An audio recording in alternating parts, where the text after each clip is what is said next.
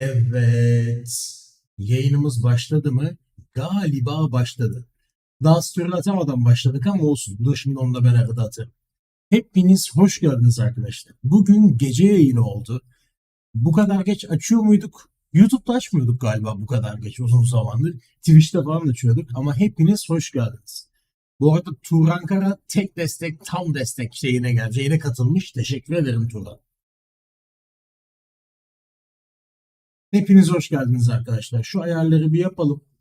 Ben bir son düzenlerimi yapayım şuradan. Yalnız sohbet diyelim şöyle. Tamam, bir de story atalım.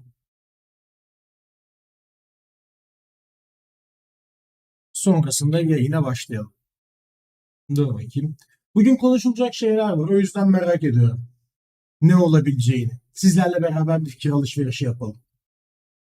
Her tarafta hareket var çünkü. Dur bakayım. Evet, yayın başladı. Güzel gelişmeler var. Gelin hep beraber konuşalım bunları. Bak şimdi. Bunun linki neredeydi? Link atalım şuna bir tane de. Bakayım şunu Doğukan'la sohbet hop şu kopyala. Bir saniye arkadaşlar hemen geliyorum.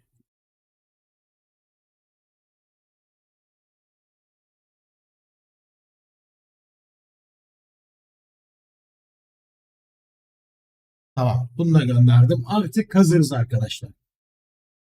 Şimdi hadi bakalım. Bende Binance Copy Trade yok arkadaşlar. Yeni gelenler hepiniz hoş geldiniz bu arada. Bugün şimdi şu şeylerden bir bahsedelim mi şimdi? Bugünkü asıl benim kafamda neden hani buraya bu gece bir şeyler olacak dedim. Ondan bir bahsedeyim size öncelikle. Çünkü gerçekten çok üst üste güzel haber geldi. Yani güzel demeyeyim de çok fazla haber geldi üst üste, tamam mı? Bu kadar üst üste gelmesi bana birazcık garip geldi açıkçası. O yüzden sizlerle birazcık konuşmak istedim. Sizlerle bir fikir alışverişi yapmak istedim. Hatta ya telif melif olsa da canlı yayında Elon Musk'ı beraber dinleriz büyük ihtimalle. En kötü yayın tekrarını kaydetmem. Yapacak bir şey yok. Kayıtsız olarak arka planda kalır yani. Öyle yaparız o işi. Şimdi birinci muhabbet Elon Musk'ın olayı. Bak, Elon Musk bu akşam bir toplantı yapıyor. Canlı yapacak.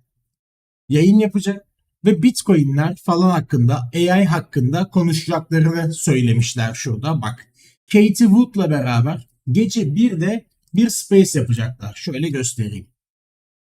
Elon Musk'la işte 5 PM ET'de, X Space'lerde AI hakkında, Bitcoin hakkında ve birçok farklı şey hakkında bir canlı yayın yapacağız demiş. Bu şimdi bir olay. Ben hatırlatıcısını kurdum. Bunu bekliyorum. Şimdi bu önemli bir detay. Ben size söyleyeyim. Üstüne o hangi kanaldaydı? Dur. O haberi nereden görmüştüm? Ben bir ona da bakacağım. Bir saniye. Bu açıldı. Ay.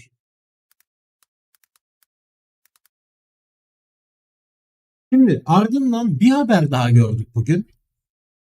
İkinci söylenilen haberde El Salvador yeni bir yasayı yürürlüğe sokuyor arkadaşlar. Bu da elin Bitcoin yatırımcılarına otomatik bir vatandaşlık verme olayı. Bu da güzel bir detay. Bakın bu da çok ekstra bir olay.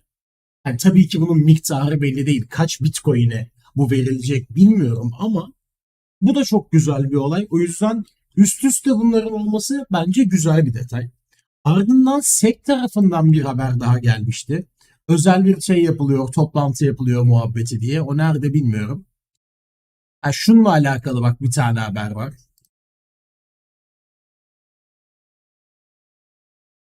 Hani SEC hafiften böyle bir sıkıntılı bir şey mi yaratıyor gibi, hani bu kadar güzel haberin üstünde bir tane kötü bir şey gelmesi gerekiyordu zaten. O da saçma. Ki son 2-3 gündür biliyorsunuz Bitcoin'in spot ETF'in reklamları geçiyor Amerika'da. Bu da çok ekstra bir olay. Bu da aslında potansiyeli güzel olan bir olay. Ama hani çok fazla değişik şey var. O yüzden ben üstüne bir şey daha söyleyeceğim. Bir tane daha var. Bugün gelen bir haberle Ocak ayından itibaren Türkiye'de kripto regülasyonlarının da geleceği söylendi. Bak bir tane daha. Ve bugün çok yoğun bir gün. Tamam mı? O yüzden bugünün ben birazcık kripto tarafında heyecanlı geçmesini bekliyorum açıkçası. O yüzden bu canlı yayını açıp canlı yayında görmek istedim. Hani bu gece bir şey olduğunda biz yayında olalım, tarihe tanıklık edelim istiyorum böyle bir olayda. O yüzden kalabalıklaşalım abi. Bu yayın gerçekten bence kripto tarihinde çok önemli bir yayın olacak. Haberiniz olsun. Bilmiyorum, çok fazla haber var. Bir güne çok fazla haber geldi. Ben bugün bir şey olacağını hissediyorum. Bak, yukarı da aşağı da. Bu arada bu piyasa uçacak falan filan demek için ben bu yayını açmadım, haberiniz olsun. Tam tersi bir senaryo da görebiliriz. Atıyorum Elon Musk çıkacak, dandik bir şey söyleyecek mi? Biliyorsunuz o adam konuşur yani. Böyle bir şey olursa sıkıntı yaşarız. O yüzden hani buna güvenip aman madem güzel bir şey var demek ki long açalım falan filan. Yok. Bak Yasin Reis, tam senin söylediğin soruyu cevapladım. Öyle bir durum için açmadım bu yayını, haberimiz olsun. Şu anda biz buradaki mantıklara bakacağız. Ne oluyor abi? Bak bu kadar farklı olay. Elon Musk, El Salvador, SEC, Türkiye. Hani bütün haberler şu anda aynı anda geliyor piyasaya. Bu arada yayını beğenmeyi unutmayın. Ben de şu şeyi yazayım. Yayını beğendin mi diyeyim şöyle. Şunu unutmasın abi kimse. Bu önemli. Bu önemli. Biz bunları konuşurken yayının kalabalık olması için tabii tabii ki hemen verelim. Şu anketi şöyle açtım ben. Siz de o arada yayını beğenmeyi unutmayın. Birazcık şeyimizi yapalım. Çoklu sayfaya cryptowatch.net'ten giriyorum arkadaşlar. Ne oldu? Chat'te ne dönüyor? Ben chat'e yetişemedim ya. Teşekkürler arkadaşlar. Hoş geldiniz. Chat'e bakamadım daha. Kusura bakmayın. Şimdi geldim, bakıyorum chat'e. Ben de Doge galiba yükselmiş değil mi? Bu hareketle. Evet, baksanız oğlum, Doge 10 sente geliyor neredeyse. Neredeyse. Yok be Yasin, olur mu öyle şey? Su benimki. Bizde öyle şeyler yok biliyorsun. Tamam bak, şansa gerek yok abi. Parçalı alımlarla bu piyasada sürekli kazanıyorsunuz zaten. Benim şu anda birkaç tane farklı şeyim var. Dolar maliyet ortalama stratejim var. Ben sürekli Bitcoin, Ethereum, BNB aldığım için hepsi kârda. Bak hepsi kârda. Son 6 aydır, 7 aydır aldığım her şey kârda benim. Otomatik yatırım yapmışım her şeye. Olabilir olabilir, inan, neden olmasın. Uçacağız mı çakılacağız mı? Rafet. Birdeki ben bir yarım saat sonra Elon Musk'ın ne konuşacağına birazcık bağlıyorum bu olayı, biliyor musun ya? O bence çok önemli. Çünkü bayağıdır hiç kripto hakkında konuşmuyor. O yüzden yeni bir yenilik bize çok güzel şeyler getirebilir bu piyasada. Ben onu beklemek istiyorum.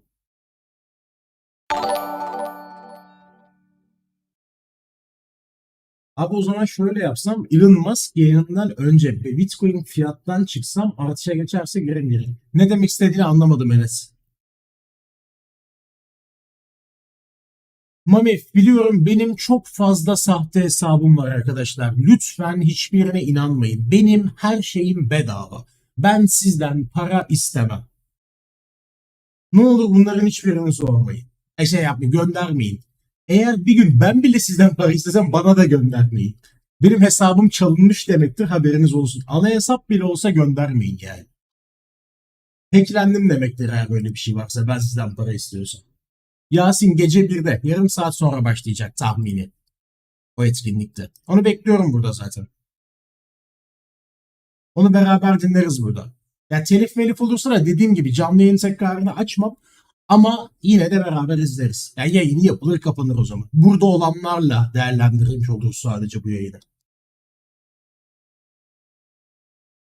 Tesla coin diye bir şey yok ya. Yine olur mu öyle şey? Tesla'nın resmi coin'i değil o. Yalandan çıkmış bir şeydir. Yo, hiçbir şey olmaz aklına. İster tut launchpad'leri, ister sat. Ben genelde tutuyorum mesela. Ya kısa vadede çok büyük kar getirmiyor. O yüzden ben de boğaya kadar en azından tutsam oradan da bir 5x falan yapar. Daha fazla kazanırım diye yapıyorum. Hocam Ethereum neden yükselemedi? Hiç sorma Burak ya. Ethereum hala yani yani kötü değil bu arada. Yine güzel duruyor. Ama diğerleri kadar yüksek. Şurayı geçemiyor Ethereum ya. Şuralarda kalıyor hep. 2250. falan taraflarında son zamanlarda çok kaldı. Vurup bir şuraları 2300'ü kırmıştı. Sonra geri düştü direkt. İyidir Gabriel, senden ne haber? Yok, yine o gerçek şey değil. Gerçek Tesla değildir o. Yok canım, hangi balı o? Abi bak, siz şunu anlamıyorsunuz. Belki yeni girenler olduğunuz için eskiler varsa aranızda, onlar bana hak verecektir.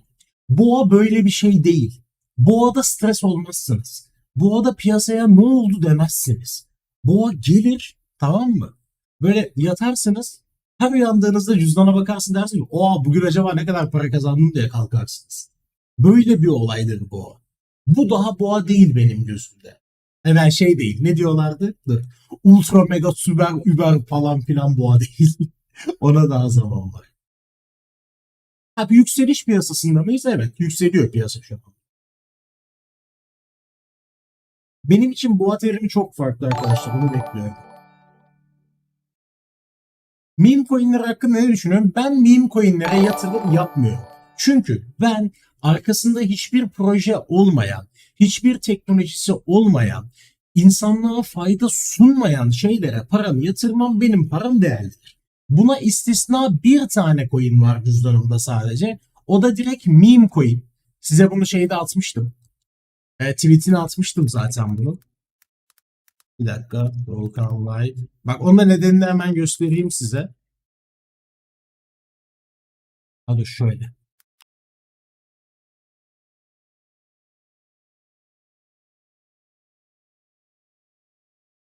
Şöyle mi yapmışım? Şöyle paylaşmışım.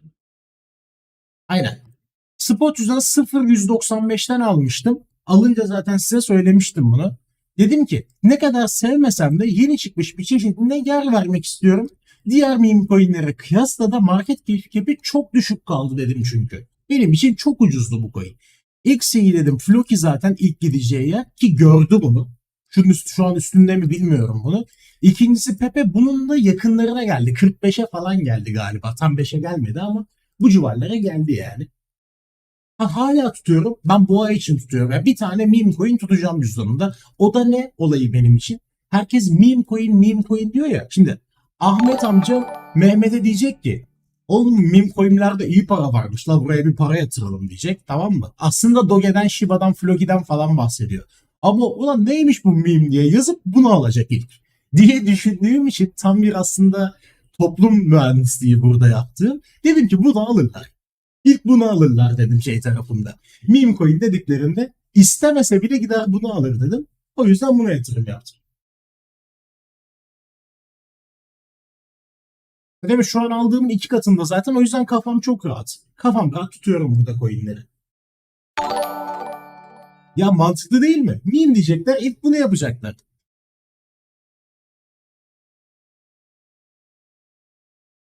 Bu arada yayının linkini bir atıyorum. Şunu bir Twitter'da elden ele uzatsanıza ya. Elden ele şunu bir uzatalım. Bir RT, like, fab. Oha ne kadar güzel yayın. Oha muhteşem. Ne kadar güzel bir yayın. Gecemize renk kattı falan filan yazsanıza şunun altına. Sepetimi göstermeyeyim Mami, de söyleyeyim. Fiyatçı, ben para konuşmayı pek sevmem. Ama size söylerim elimde hangi coinler var. O konuda sıkıntı yok. Spot cüzdanımı söylerim. Kaldıracımı söylemem ama spotlarımı söylerim. Bu easy game, easy game ne yazıyor? Easy game, ape sorup durma, cevaplamayacağım. Ben coin cevaplamam yayınlarda. Yayında 200 kişiyi geçmişiz. Bak, rekor kırdık. Ama yayını beğenen yok. Ayıptır be. Hemen gidiyoruz. Aşağı kaydırıp bir like tuşuna, telefondan bir tam ekrandan çıkıp like tuşuna basıp geri geliyorsunuz. Ben buradayım. Gitmem bir yere, merak etmeyin. Onu bir beğenin. Olmaz öyle.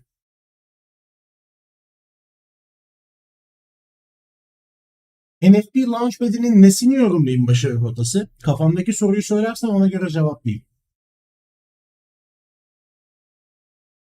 Yok yok, unutmadım Tarık. Onu yapacağız. Bir boşluk bulamadım. Bu aralar çok yoğunluk devam ediyor ama yapacağım, merak etme. Üf üf üf. Bak işte en sevdiğim şeyler bunlara. Böyle fotoğraflarınızı gönderince ben çok mutlu oluyorum ya.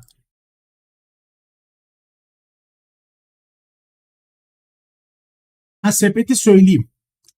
Dur, sepetimi size söyleyeyim. Ne var? Bitcoin, Ethereum, BNB'yi saymıyorum. Bunlardan zaten sürekli var olduğunu biliyorsunuz elimde. Portföyümün her zaman büyük bir çoğunluğunu ben bu coinlerde tutuyorum. Haberiniz olsun. Diğerlerine geçiyorum. Ark'ım var elimde. WorldCoin var. SEI var.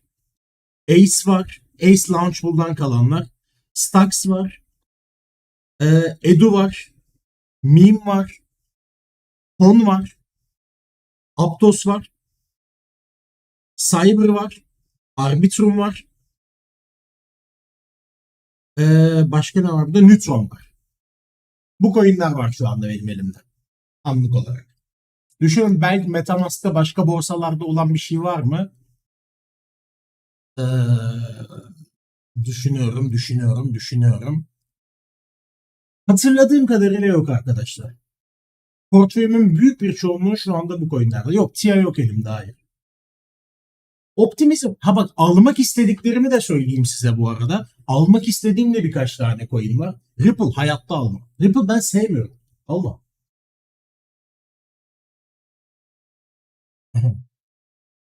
İnan, ben Aptos'u ilk çıktı. Aptos'ta bak şöyle söyleyeyim size. Bir saniye. Şuradan söyleyebilirim değil mi? Ee, APT yapsam. Heh. Aptos'ta benim olay şöyle. Bakın, 7 dolardan almıştı. Yani ortalamam 7 dolardı en son benim Aptos'ta. Bir kısmını 18,5, bir kısmını 19 ve 19,5'tan çıkarttım. Maliyet artı karımı çıkarttım ben Aptos'tan. İlk girdiğimde bakın. Burada zaten canlı canlı görüyorsunuz. Alım satım geçmişinde Aptos'ları 18,5, 19 ve 19,5'tan sattım. Benim elimdeki Aptos'lar bedava şu anda. O yüzden hiçbir sıkıntı yok. Gerisi için dedim ekleme yapmam dedim. Yapmadım da zaten. Aynı şekilde kalanlarını tutuyorum şu anda elimde. Ha aynen. Bir de elimde istediğim coinlerden söyleyeyim bak. Almak istediğim coinler. Alamadım. En üzüldüğüm alamadığım. Hala da inat ettim, almıyorum. Düşecek diyorum, düşmüyor. Bak, nerede o? Herhalde uzun zamandır almadığımı, yani hep alırdım. İlk defa dedim ki ulan birazcık düşüş bekleyeyim. Düşmedi coin ya. Olamaz böyle bir şey.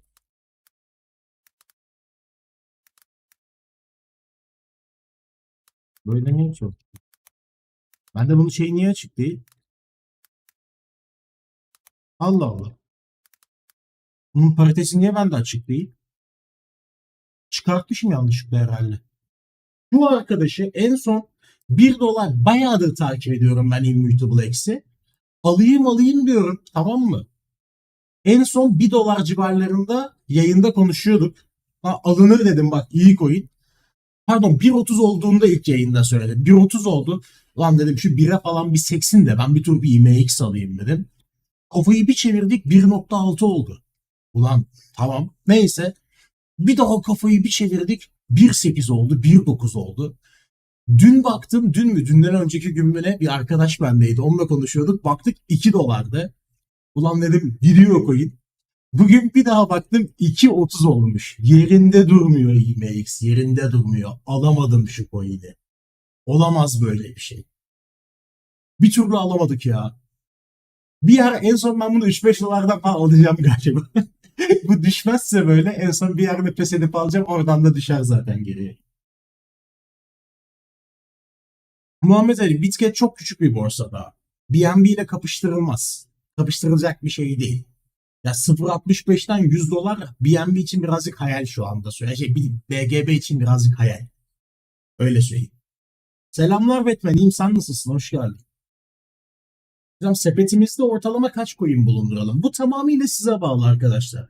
Ben ilk girdiğimde bende çok fazla vardı coin. Ben şöyle bir stratejim vardı. Bakın size anlatayım. Ben ilk bu aya nasıl girdim? Size anlatayım. Siz buradan kendinize pay çıkarın. İlk piyasa başladı. Tamam mı? Ben daha yeni girmişim. O zamanlar 2000 dolar civarı bir param var. Ortalama 18 bin liraya falan tekabül ediyor. Ya 2300 dolar falan diye yanlış hatırlamıyorsam. Dolar düşüktü o zamanlar. 6 falandı dolar ben girdiğimde piyasaya. Ulan ne yapacağım, ne edeceğim? Her coin'den 100'er dolarlık alıyordum, tamam mı? Kafamdaki fikir de şuydu. 100 dolar giderse üzülmem. Ama 100 dolar kazanırsam mutlu olurum. Böyle bir mantık vardı benim tarafımda. Buna göre yatırım yaptım ilk başladığımda. Sonrasında iki tane coin'den çok büyük, yani bana göre o zamanlar çok büyük almıştım. Bunlardan bir tanesi BNB'ydi. O zamanlar 48 dolardı ben BNB'yi aldığımda. Bundan 500 dolarlık almıştım. Yani aslında bakarsanız portföyün dörtte birini BNB'ye ayırmıştım. 250 dolarlık da Cake almıştım o zamanlar. Cake de o zamanlar 1.7 dolar, 1.8 dolar falandı. Sonra zaten 40'a falan gitti. Cake, BNB 650'ye gitti falan. Tabii alttaki diğerleri de büyük kazançlar oldu. Ha, yok olan da oldu aşağıda bu arada. Hani o 100 dolar attıklarımdan kaybolanlar da oldu. Yapacak bir şey yok. Ama ben stratejimi bu şekilde kurdum. Bir önceki boğada. Siz de böyle bir strateji benimseyebilirsiniz yapmak istiyorsanız. Rica etsem Blur hakkında yanılması sistemi kalsın kısa vade acil para. Mustafa bir daha yazarsan seni banlarım grup şeyden chatten. Spam yapma. Acil para lazım diye kriptoya girilmez. Böyle bir şey yok. Bak, acil para lazım ne demek ya? Arkadaşlar, burası para basma makinesi mi? Sizi kandırmışlar, kusura bakmayın. Burası bir yatırım piyasasıdır. Sabırsız olursanız elinizdeki parayı kaybedersiniz burada. O yüzden yok öyle bir şey. Doğru düzgün gideceksiniz, yatırım yapacaksınız bu piyasada. Gerekirse bekleyeceksiniz. Yarın para lazımsa o para kriptoya yatırılmaz. Ben size söyleyeyim.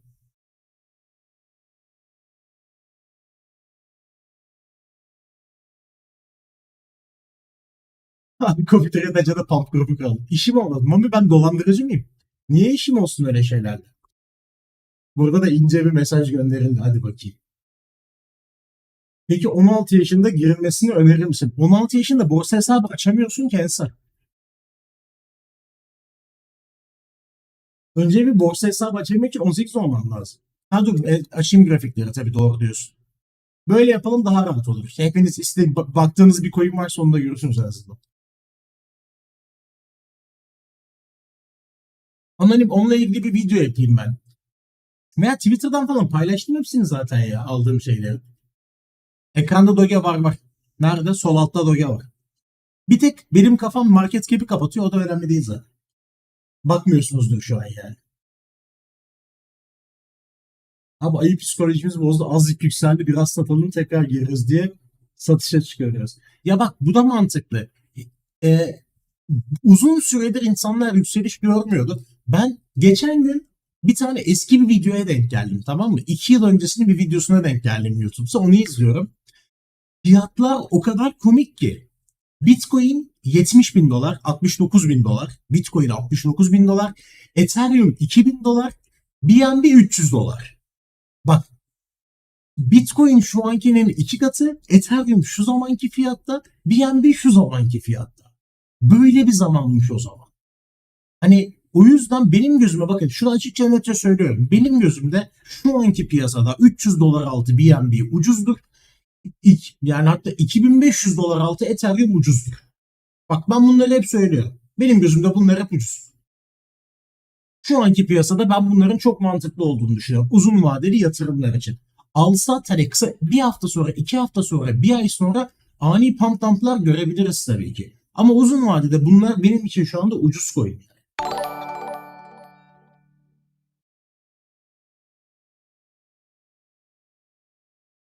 Charmer, coinlerinize ben karışmam. Abi, bir stratejiyle belli bir şeye güvenerek aldıysanız alın tutun tabii ki.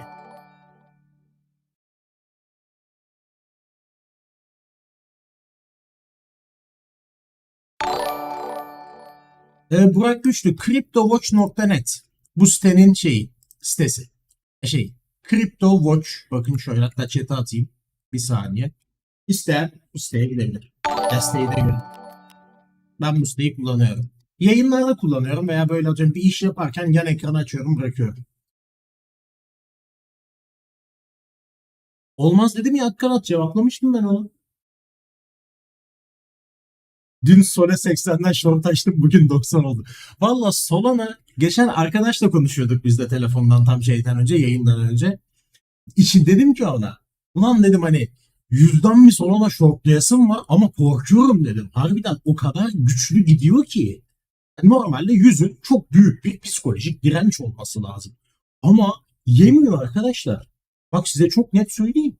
Solana'yı shortlayamam ben şu anda. Yok böyle bir şey yani. Telegram kanalı var. Atayım linkini. Bir saniye. Şu anda konuşmaya kapalı. Yayından sonra açacağım. Haberiniz olsun. Telegram kanalının linkini attım arkadaşlar. Yayını beğenmeyen varsa beğenmeyi unutmasın. Devam ediyor Çağatay.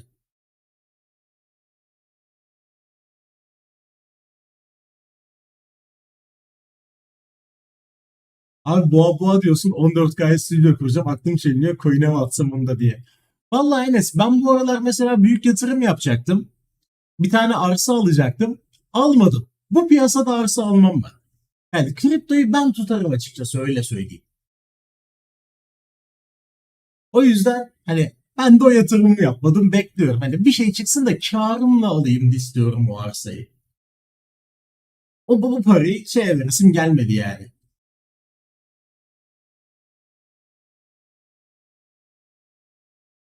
BNB short girdim. Yürek ister Metehan. Helal olsun. Bak helal olsun ben sana söyleyeyim. Şu piyasada şu anda böyle bir akşamda BNB shortlamak yürek ister. Hele launch pool varken. Bak mesela bir fikrimi daha söyleyeyim size. Bir teorimi daha söyleyeyim. Olur olmaz. Tahmin bunlar biliyorsunuz. Mantıksal geliyor bana. Daha tahmin değil, olabileceğini düşünüyorum. O yüzden paylaşıyorum. Normalde dümdüz tahmin yapmam ben arkasında neden olmadan. Bu şu anda NFP launch pool'u bittikten sonra bir hafta içerisinde bu sefer launch pool değil de launch pad geleceğini düşünüyorum Binance'de. Hani öyle bir düşüncem var. Normalde evet bak son günü launch pool'un short açılabilir. Genelde güzel para veriyor. Bir gün öncesi falan böyle. Ama ben bu sefer sonunda bir tane de launchpad geleceğini düşünüyorum. Çünkü Meme'de de bunu yaptılar. Meme diyorum. Ace'de de bunu yaptılar. Hemen arkasından bu geldi.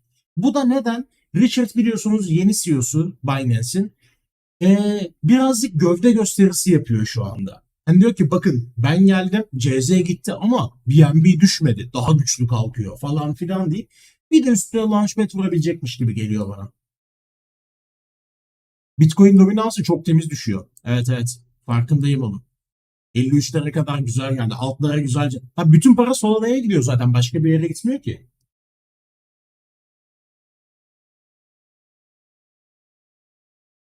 Özbekistan'dan selamlar abi. Seni izlemek keyifli. Çok teşekkür ederim Aslı. Sol grafiği sol üstte var. Bu taraf sol grafiği işte. Bak burada. En üst sağ üst size göre Solana grafiği zaten.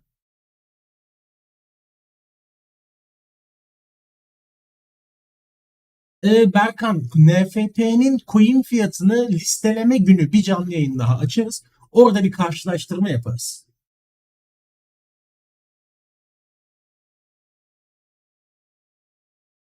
Abi BNB CZ'nin coin'i mi oluyor? Ya değil. CZ'nin coin'i değil aslında. Ya Binance'in de coin'i değil aslında. Kağıt üstünde değil. Binance BNB'yi kendinden ayırmak için elinden geleni yaptı. Hatta zamanında Binance Coin'di BNB'nin adı. Değiştirdiler bundan 1,5-2 sene önce yanlış hatırlamıyorsam tam tarihini. Build and Build Coin yaptılar. BNB'yi Build and Build oldu. Yani büyüt, geliştir anlamında. Hep sürekli diyor BNB ayrı bir yerdir. Binance alakası yoktur diyor ama ya Binance'in coin'i yani anladın mı? Kağıt üstünde değil ama hepimizin içinde Binance'in coin'i.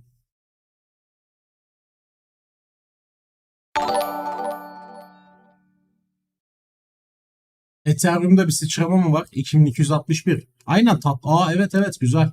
Ethereum hafif kaldırmış kafayı. Ethereum 2300'e gidiyor yine.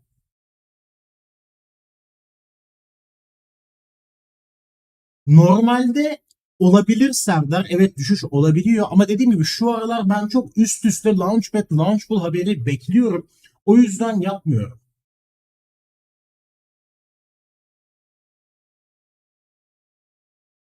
Bunu ortaya nasıl taşınıyor burası bilmiyorum ki ya. Şunu doge yapayım. Ah. Ripple'ı doge şey yapayım. Solana yapayım sana. Sol USDT. Ah. Tamam, ortaya solana koydum size. Önemli solayını isteyen var. Başka buraları düzmemi isteyen var mı? Doge de var. O Doge de uçuyor. Bak Doge de var sol altta. Özel istek coin var mı şey ekrana? BTC 44 oldu gözcüğüyle kesiyorum onu kenarda. Doge sol altta oğlum zaten. Doge chat kapatıyor Doge'yi. Pardon. Solu buraya aldık. Şuraya Doge'yi alalım o zaman. Doge bu SLT. Ben Doge'yi kapatıyorum görmemişim. Tamam. Doge'yi de yukarıya aldım. Şu anda her şey görüyor. Oğlum öyle istek coin değil. Şey sormayacaksınız. Bakmalık sormuyorum. Şey olarak soruyorum. Nerede dursun diye.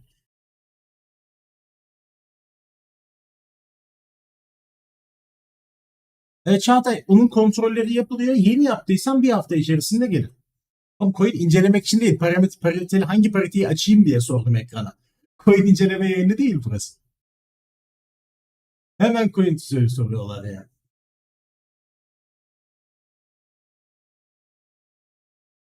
Anonim onlar çok değişik BNB down'lar, BNB up'lar.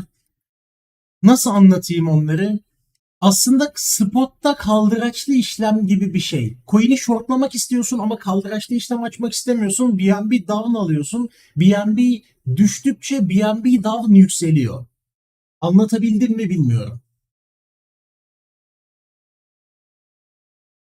Mertcan çok sordun ama cevaplamayacağım. Coin'e girdikten sonra burası sizi kurtarma yeri değil arkadaşlar. Kusura bakmayın. Başta stratejinizi kurmadıysanız bak atıyorum girdin coin'e, tamam mı? Dedin ki bak nerede? Geldin buraya. Şuradan açtın işlemini. Dedin ki atıyorum. Ben burada kar alacağım. Şurada stop olacağım. Tamam, burada girdin. Önce geldi buraya çarptı, sonra gitti yükseldi. Sen bu stratejiyi kurarak bu işlemini açmadıysan sen zaten başta hata yapmışsın. Kafaya göre girmezsiniz işte. Devam ediyor Ege, evet. Evet, yayın çok kalabalık. Bu en kalabalık rekor yayınımız oldu. Buraya katılan herkese teşekkür ederim arkadaşlar. Umarım keyif alıyorsunuzdur. Piyasa hareketlenmeye başlayınca bunların olması normal. Şeyi bekliyorum zaten. Şu haber bir gelsin de. Üf üf. Bunu da bir RT'leyelim. Şöyle çekilişleri atarsanız direkt RT'lerim bunları zaten. Bu arada dediğin gibi Onyx yapar. Onyx çok rahat yapar bu arada. Daha şu kadar bir harekette 250'yi gördüysek çok normal. Meskut onu açamıyorum çünkü YouTube'da telif sıkıntımız var. Twitch olduğunda bakın Twitch yayının linkini atayım size. Twitch'te müzikli falan yayın yapıyorum. Ama burada yapamam maalesef. Kusura bakmayın. Telif haklarından dolayı. Twitch'te rahat rahat açabiliyorum çünkü oranın bir olayı var. Yayına verdiğin zaman müziği yayın tekrarına gitmiyor. Öyle bir özellik var. O yüzden yapabiliyorsun Twitch tarafında. Ama YouTube'da bunu yapamıyorum. Abi Bonk da aynı. Shitcoin. Shitcoin'ler yok bende ya. Vallahi yok. Shitcoin sevmiyorum. Midem bulanıyor benim shitcoin olunca. Ya AI olarak şu anda elimde ne var benim? AI olarak elimde Ark'ım var sadece. Ark'ım ve bu NFT olacak elimde. Onun haricinde bir AI coin'im yok şu anda.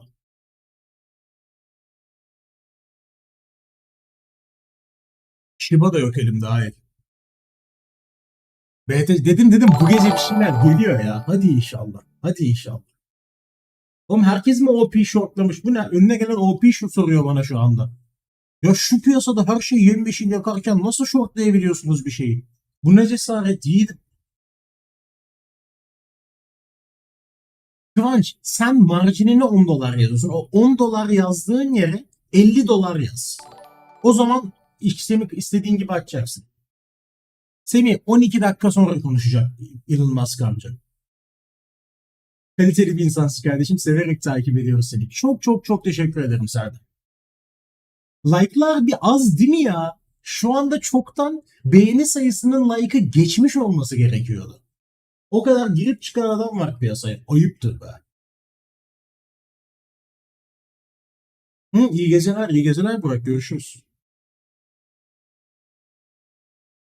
Short long için video o kadar fazla var ki kanalda. Sana anlatamam. Bak kanala bir giriyorsun. Buradaki videolar sekmesinde popülere gir. Bak keşke bunları bilseydim. Futures taktikleri. A'dan Z'ye mobil futures. Great deal trading. Keşke bunları bilseydim 2. En kolay teknik analiz. Copy trade nasıl kullanılır? Hepsi var. Hepsi var ya. Ne ararsan. Temel analiz. Bütün eğitimler beleş.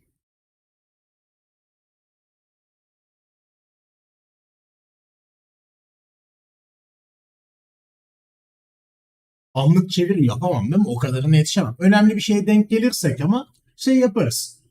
Söylerim onu da. Yani her kelimeyi çeviremem o kadar. Yetişemem ona da.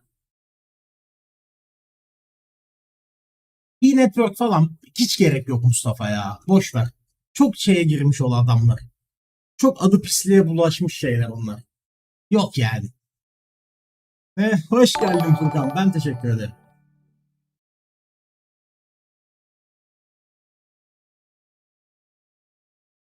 Eyvallah Çağatay. Rüyamda bile beğeniyorum artık. Yeter la beğenin işi yayın demiş. Beğenin tabii. Doge bir kaldı. Doge güzel gidiyor şu anda. BNB bir sessiz. Solana birazcık düşüyor normal olarak. Normal, normal. Bitcoin dominansı hafiften kafayı kaldırdı.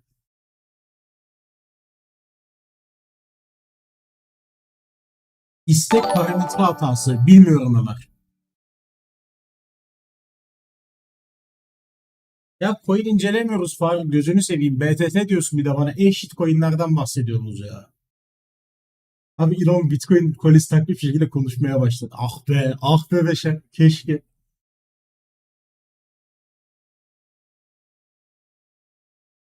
Avax'ı ekleyelim. Avax'ı nereye ekleyelim? Litecoin yerine Avax ekleriz. Lite ne ya?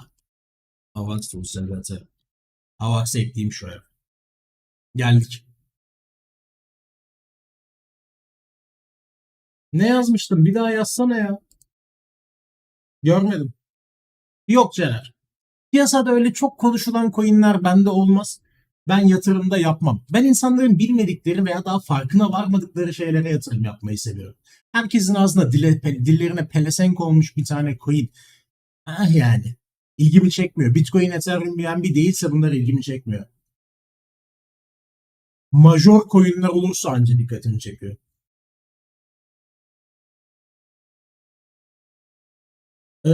Aynen öyle Ortex. Coinlerin hepsi piyasaya girerse ne kadar aynı fiyatta olursa o zaman fully bir diluted market cap oluyor. Market cap şu andaki şeylerle, coinlerle olduğu market cap.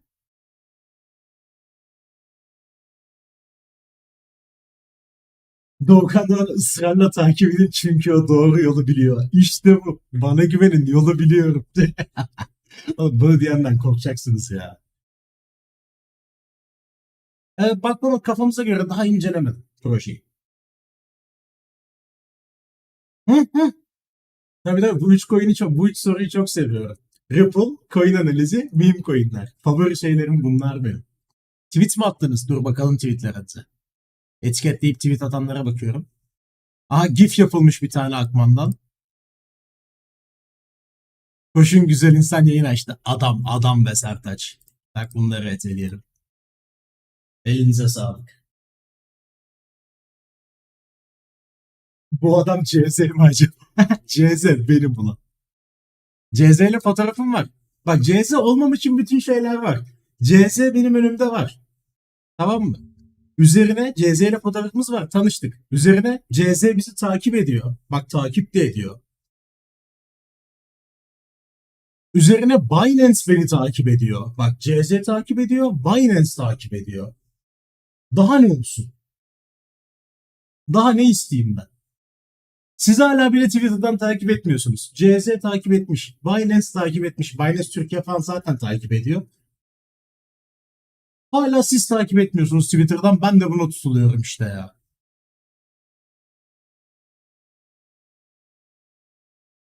Ama Binance taktikleri benden alıyor. Benden yatırım tavsiyesi alıyor Binance CZ diyorum. Bana inanmıyorsunuz. Geliyor bana diyor ki ya ne kadar şey yapacağız diyor. Ne alalım diyor. Şşt, Doğukan kankam diyor. Bize de bir yol ver diyor. Bizim bir yolumuz olsun diyor. Doğukan abimiz solundaki eleman kimmiş tanıyamadım. Ya işte geldi abi dedi bir fotoğraf çekilebilir miyiz? Ne olur dedi. Hayranınım dedi. Dedim "Şşt, gel aslan parçası. Çekik aslanım dedim. Gel dedim. Çekildik. Yeni CEO ile bir foto patlar ya. Yakın zamanda bir etkinlikte denk geliriz mutlaka. Yaparız. Bunu bir güncellemek lazım. Eskide kaldı bu. Ama hala CZ'nin yeri ayrıdır bende biliyorsunuz. Gönülden sevdiğim bir dayıdır.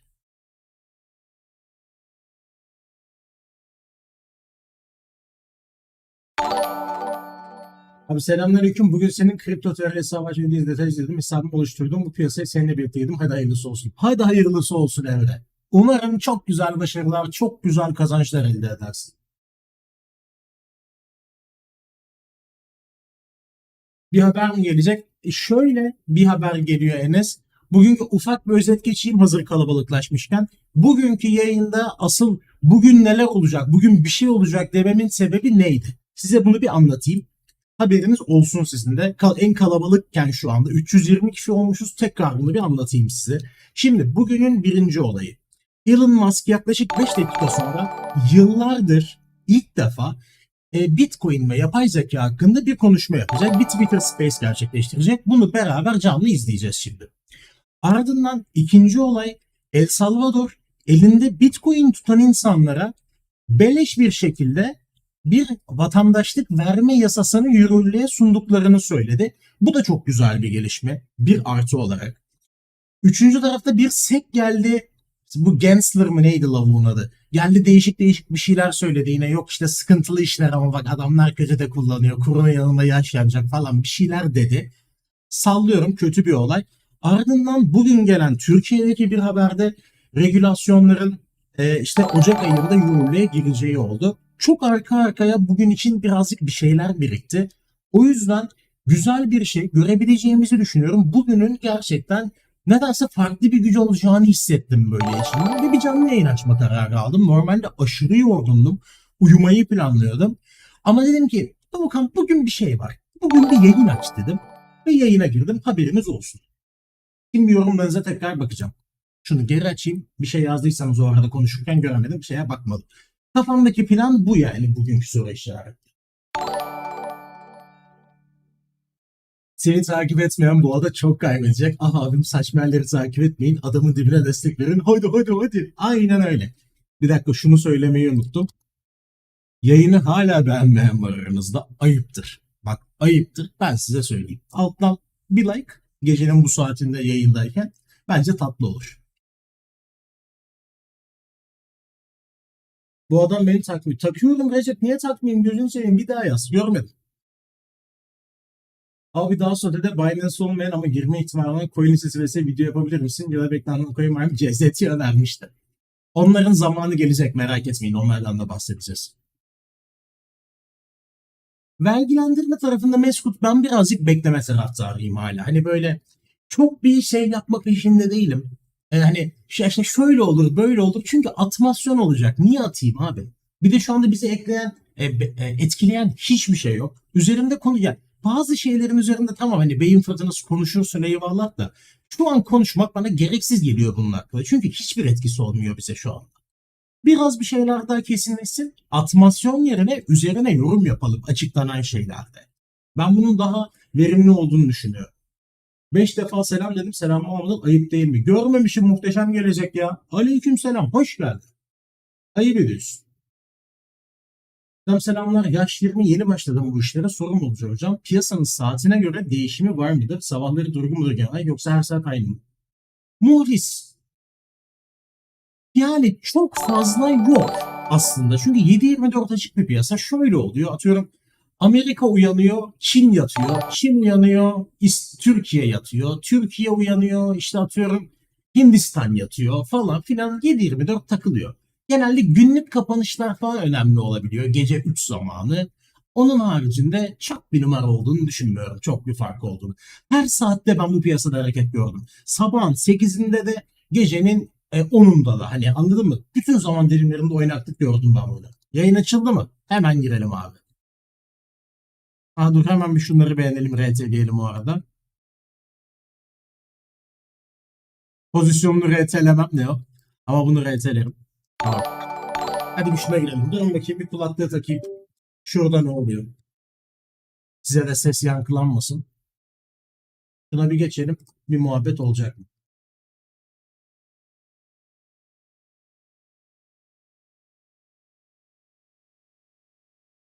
Daha başlamamış. Hani başlamıştı ya? Başlamamış. Daha başlatmamış. Durun daha sıkıntı yok. Daha bekliyoruz içeriye. Giremedik daha. Kapıları açın.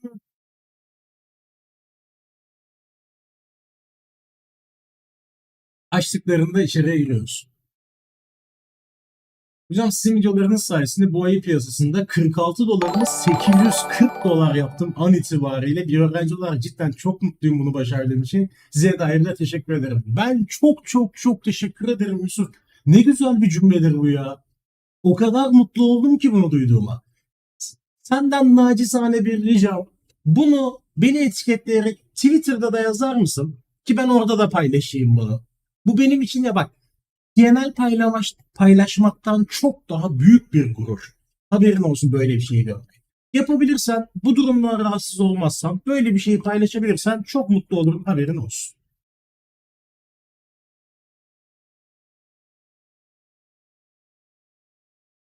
Ya Engin, o güneş patlaması olayı her yıl istisnasız 2 kere çıkıyor. Bak her yıl istisnasız 2 kere çıkıyor. Daha olmadı. Ben size söyleyeyim. Yayın nasıl var ya? Bana niye gelmedi yayın? Hatırlatıcı kuruldu diyor. Dur bakayım. Heh geldi girdik. Asset, be it İçerideyim. Bitcoin or whatever, is not an endorsement by ARK nor a recommendation by ARK to buy, sell, or hold any Tamam security. içerideyiz. ARK and Merak its etmeyin. clients, as well as its Şu related anda bunları persons, sal. may but do not O necessarily have ARK financial Invest'ten interests in any of the things biriymiş. we may discuss. Historical Bize Elon results Musk may be lazım. discussed, Elon are not Musk kankamın indications of future gelmesi results, lazım. and we can't discuss private or non-public material of any kind. And you should determine for yourself whether a particular service or product is suitable for their investment Bakalım needs. ne konuşacak. Certain statements made today may be Bir forward-looking içecek bir şey statements. alıp geliyorum. 2 Could be saniye about bekleyin. robots or Yayın kalsın duyuyorum kind of the zaten. future of X. Could be anything, and we reserve the right to change our mind about those forward-looking statements, and they involve all kinds of known and unknown risks and uncertainties. Actual results could differ materially. In addition, some information referred to here may be third-party information. We can't, vouch for the accuracy or completeness of that third-party information. Hi, Kathy. How are you? Hi, Brett. We're trying to Geldim get Charlie geldim. Roberts in here as well. Yes. Yeah, Brett Lan ben is yokken our yayına daha chief çok kişi futures, gelmiş. Ben gideyim and manyakları Charlie seviyorsunuz. Roberts, who just joined us, Aynen is kola our kola. chief investment strategist, and Kola aldım yayına he geldim. and Elon Yeni know onu one listeleme another. günü canlı yayında Hoping NFB'yi we can get him in konuşacağız. here. Maybe Brett, you can Elon try. Musk. Yes. Elon Musk'ı Elon bekliyorum. Ya should be diğerlerinin on. konuşması Hi, Elon. önemli All değil How şu are you? anda. Elon. 420 Hey kişi guys, I'm here. olduk ulan. Helal All olsun right. bize. Aslanlar size. So happy Helal olsun. that you could join us and that you agreed to do Kanal this, ATH üstüne Elon. ATH yapıyor. This is taking me back to early 2019. We were at Fremont Hadi Elon doing a kankam podcast sendeyiz. with you. Oğlum bu Oh, yeah. arada yandan şey Remember when aslında buraya bakmamıza gerek yok. Tesla Bizim için önemli olan was şurası in konuşurken. production hell with the Model Biz 3, burayı izleyelim. and I think you were sleeping under your desk Önemli at ya, that eğer time. sizle konuşurken kaçırmazsam söyleyeceğim And you neler gave us a lot konuştuklarını. of time to really help us Hani Bitcoin ile understand alakalı the bir şey story and duyarsam what was söylerim size bu going to arada öyle happen, söyleyeyim. and the rest is history. Nasıl yani? So, Hala yayını beğenmeyen mi just varmış? wanted İmkansız to bak. recount that. Elon, you're so Dur often, bakayım. the media is focused on controversy, and that's how they get their Yeah. clicks and hits and all of that stuff. But I think they sort of actually don't really have much of a choice in that. Daha bir şey demedi. any Dur media dur. that Ben is alınca focused on söyleyeceğim. Yatırım controversy and tavsiyesi is not geldiği anda söyleyeceğim ben size. Merak maximizing the etmeyin. clicks is going to get outcompeted by a Real media time that does çevirmenimiz yok. maximize the Ya ben clicks. So, çevireyim de you abi also can't dinleyemem o zaman. entirely Yorum blame yapamam. them Her şeyi çeviremem in size. that they're Dur trying to bakayım. survive in what is clearly a declining, legacy media market, and yes, Ya shrinking çok genel ve it's a sohbet shrinking muhabbet şu pie, anda. and Bir shrinking sıkıntı pie, yok. desperate times lead to desperate measures, and that's, it's somewhat, frankly predictable. So, yes. Well, that's not what we're about, as you know, at ARC. Yes. We're all about the future, trying to figure out the way the world's going to work. And Kripto tarafının gelmesini bekliyorum. Şu andaki kısımlar önemli değil bizim için. İlgilenmiyorum şu anki muhabbetlerle yani. Address what you think mainstream media does not understand, because there's such Şu anda bir de hani geleneksel medyayla böyle hani Twitter'ın falan filan muhabbetlerini konuşuyorlar. Yani anladın mı? Sağ ol. Yani. Hiç bizlik bir şey yok. Tatava yapma. Bitcoin'den bahset. In the future, and you're leading the charge. So what don't they get, do you think? And what would you like them to understand? Well, I think that's quite a long list of things they don't understand, or where they simply don't wish to focus on. Patladık because it doesn't quite lead to clicks and traffic, whatnot. So I guess I could Elon Show. Dur bir de istek yollayalım mı? Belki bize konuşma hakkı verirler. Dur bakayım ben de yollayayım bari. Belki yol verirler. Ne olacak? Well, you just said that like media is a dwindling pie, and you own a big kind of like media platform franchise. How do you think about the future of X within that context, and how it should evolve? Well, Bu mobilden mi oluyor acaba sadece? X is actually growing in traffic. So Dur bakayım mobilden katalım. I mean, again, one doesn't know quite what to believe, but when you look at the traffic numbers, the traditional media is down, but X is up.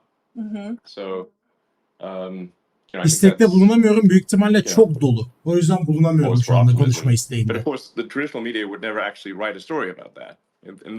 Şu anda genel olarak geleneksel medya ile sosyal medya arasındaki ne denir? İşte yarışmadan, challenge'dan bahsediyorlar yani. Abi söz hakkı verirse affeder misin? FK Twitter is dying or dead or whatever. I mean, how many times have we seen that headline? It's getting a little tedious. I mean, you could just şu anda herkes istek yollamış, o yüzden atamıyorum ben yani. Repost the same thing every month is what it seems like. Dogelik bir şey yok herhalde ya. Daha dur bakayım. Daha bir şey söylemedi. Bakın piyasanı anlarız zaten, anladın mı? Bir şey olup olmadı. Tamam, bir önceki yayında bu adam işte Jack Dorsey ile falan filan yapmıştı. Ondan sonra Bitcoin 60-70 bin doları görmüştü. Bir önceki yayın. Şimdi yine öyle bir muhabbet olur mu bilinmez. Ama bunu görmek lazım, değerlendirmek lazım yani. Ya Twitter diyor kankam, sal Twitter'ı, gözünü seveyim. Hala ne Twitter'ı ya. Bitcoin. Uçacağız mı, kaçacağız mı? Yaz bir şeyler. We own it in our venture fund. X-Mix diyor hala ya. We've been talking about the democratization that you are enabling. In many ways, Elon kalka ya, bilgin geldi. Aynen öyle. Bu arada 500 kişi oldu yayın olan. 500 kişi oldu. When you were thinking about taking it private, I implored you, no, we've been supporting, the retail investor and others have been supporting Tesla. Don't take it private. You'll take it, away this incredible growth opportunity. İşin kötü yanı Amerikan borsası da kapalı. Amerikan borsası da kapalı olduğu için Tesla'ya mesela da konuşmasında long short açamıyoruz. Oralar da kapalı. Grok AI ben kullanabiliyorum şu an. Ben gösteririm size Grok AI, bende var. Benim hesapta açık yani. Bu konuşma bitsin, Grok AI'yi gösteririm ben size. Şeyi alınca Amerika'ya, VPN'le Amerika'ya bağlanınca gözüküyor, çıkıyor yani. Yayını beğenmeyen mi var? Saçmalamayın. Şuraya şöyle yayın şeyini atacağım, şunu beğensenize. Biraz ilgi çekin. Bak şuranın SS'ini atacağım böyle yayına abi. Buna bir elden ele bir şey yapsana. No, I know that. And we did have funding secured. Şöyle şunu atayım size. Bunu bir elden ele uzatın. İnsanların dikkatini çeksin. Bearing in mind that I was sued in a San Francisco court. Altındayız, buradayız which was diye. jury shopped by a class action. Tweet'i bir elden ele it's uzatalım important ya. to bear in mind in these class action Elon Musk kankam da yayına gelsin. Yok mu sesliden çıkıp buraya gelmesi Elon Musk'ın bir In anda? fact, it is not. The true plaintiff is the class action law firm, and the plaintiff is simply a public. Dinleyicilerde en aşağı mı bakayım? So en aşağısı burası. Daha aşağı çok aşağı. Buraya kadar gelemem. En aşağıya inemiyorum. Bu kadar. Herkes burada ama şu an bak. Herkes burada yani. Ha gördüm. Gördüm. Really Tamam, boş ver enable onu. free speech and again, Yeah. whole democratization, this democratization Etiketleyin concept. falan, beni etiketleyin falan, bir şeyler yapın yayının altına. Elon Musk'ı buraya alın. Valla bir şeyler derse yükselebilir, düşebilir Ahmet. Ne söyleyeceğine bağlı. Ne tarz bir şey diyecek acaba Bitcoin'le alakalı yani?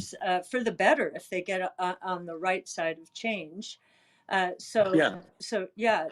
Thank you. Well, yeah, absolutely. So there's like kind of like maybe an argument that sounds or kind of esoteric, Asas 535 kişi olduk. Is the way I actually think about it.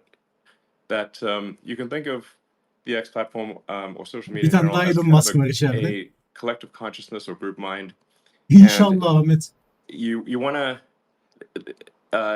have as much signal and as little noise as possible. And obviously we've got a lot of work to do on that front, but you want bir şey yok, değil mi? Piyasada bir şey yok.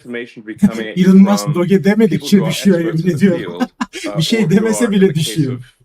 Saçmalama bak. Literally in the field. And as opposed to filtered through journalists who are not experts in the field and who most of the time, probably 99% of the time, are literally not at the scene. There's only a few reporters, sometimes only one reporter at the scene. So now in the past, Adam. Şunu RT'leyeceğim Yusuf şeyden sonra. Bu kalsın burada. Şöyle bookmarklayayım, ona güzel bir şey yazıp RT'lemek istiyorum bunu. Şu anda Elon Musk konuşuyor, evet. Filter to media organizations. Rich Day, benim kanalda sıfırdan eğitim videoları var. Long ne oluyor falan, onları izlersen çok daha net öğrenirsin. Burada anlatırsam havada kalır yani. Ulan konuş Elon. Doge'de uçacaktı, bir şeydi. Curated. Yeah, curated. So it's sort of, if the editors weren't that interested in the subject, you simply didn't hear about it. So now that's in the past, especially in a non. Abi hadi yeter ya bu kadar muhabbet. Twitter'ı salın şu Twitter'ı ya. You didn't really have a mechanism for connecting all of the humans, but now with the internet. Önceki konuşmasında her şey etkilenmişti Mustafa. Social media is a terrible word, but fast moving sort of platform like a platform. Elon finished the talk because Doğukan live will talk. You can't actually get. Elon kapa çeneni, Doğukan konuşacak. Have all of the you can get all the people. Elon sus artık, uykum geldi adam. Doge moge bir şey de yatayım artık diyor. Have people who are world class experts in their field.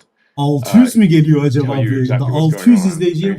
Bu arada yayına şu anda gelip bu kanalı takip etmeyen çok kişi var.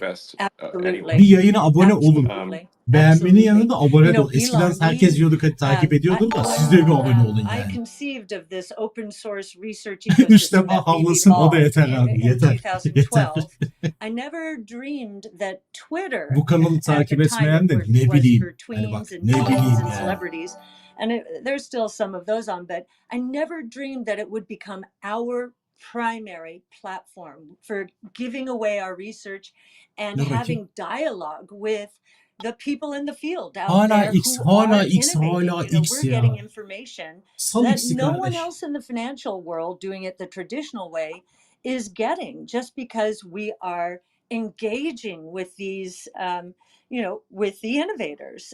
So it's a marvelous platform, and I think it's the knowledge workers platform. Yeah. Hi, Elon. This is Charlie.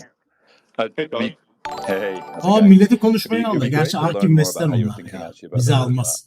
Nasıl alamıyorum? İstek gönderemiyorum ki. İstek gönderebilsem şansımı deneyeceğim. Yer dolu. İstek bile gönderemiyorum yayına şu anda. Bir daha deneyeyim. Twitter nerede? Bir yayına katılma isteği gönderelim. Bizi içeri alırlarsa muhabbet ederiz. Bir coin söyler kaçarız içeriden hemen gizli gizli. It's really sort of kind of create a group mind or collective consciousness where every person yani istek gidiyor da aşağısı hala aynı kalıyor bak. Part of that group mind or collective consciousness and is kind of reporting information to the system, consuming information, giving their opinion on it. And you can just think of it like a giant brain, basically. And you know, basıyorum. Tik oluyor sonra geri gidiyor. Yapamıyorum yani. A neuron doesn't feel like it doesn't know it's a neuron. So aynen maksimum istek geldiği için olamaz diyor. Onu bekliyoruz. Buradaki asıl loblar Discord arasını hatırlayandır. Sevo o aramızda büyük bir sır olarak kaldı. O muhabbeti açmıyoruz. Açmıyoruz o muhabbeti. Bir anda sizi alsalar ne derdiniz hocam? Bu arada size şunu söyleyeyim mi? Şu anda bir anda yayını alsalar Bitcoin hakkında soru sormaya çekinebilirim. Hani ulan ya ters bir şey söylerse, hani anladın mı? Ya ters bir şey söylerse ne yapacağız? Onun da riski var yani. Hiç kripto hakkında konuşmuyorlar. Genel X hakkında, genel işte medya hakkında falan konuşuyorlar. Şu an özellikle çevirmiyorum bile yani. Spam, scams, actual misinformation. Şu andaki şeyler hani çok önemli şeyler olmadığı için ne ben de odaklı dinlemiyorum zaten. Sizle muhabbet ediyorum daha çok. Harbiden ağzında yeri yok bunun. Selamlar Çaylak Kriptocu, hoş geldin. Teşekkür ederim. It's like there's an old sort of police saying, you know, for any given crime there are at least 3 stories: the victim, the perpetrator, and the truth. Right. You know, or you know, was that Kurosawa movie? Hepsini izlemen gerekiyor Mehmetcan. Bir tanesi yetmez. The same event happened. Okay, Elon, you have X and now you say Doge. Completely differently by 4 different people. We have Doge, you don't. So, but nonetheless, abi kendi dükkanında da kendi dükkanında konuşmazsın zaten T'deyiz. Twitter'dayız. Git başka şeyler konuş. So that's really. Lan ne flama yoksa. Abi nasıl piyasa? That's the main thing is. Nereye fırlıyor? Duruyor yerinde işte. Aynı yerde koy. Piyasada hareket yok şu anda. Daha değil.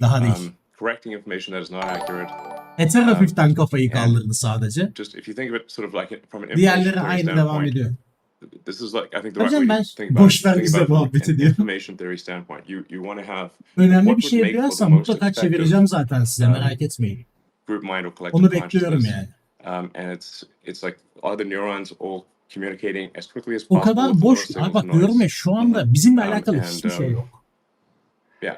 And do you think oh, go on, Brett, sorry. Do you think you need to enable users to put like skin in the game behind their messages in a more frictionless way? As in, if I'm like within capital markets, I can put capital to work, right? And I stand to lose it if I'm wrong.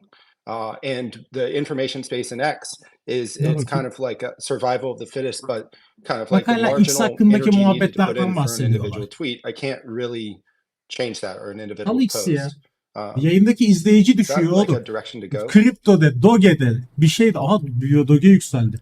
Doge demedi ama yükseldi. You mean like when you post something, assign sort of some amount of your credit effectively, your yeah, I mean within prediction markets work because people are able to bet on one thing versus aynen, tek başıma kalıyorum. Like conceptually, if I'm right about something, if the truth, if I get some kind of like more than just reputational capital for being correct about something on X, is that a way to kind of increase essentially effective signal to news? Şu anda ben Doge desem de yükselir büyük ihtimalle harbiden. 580 kişi var.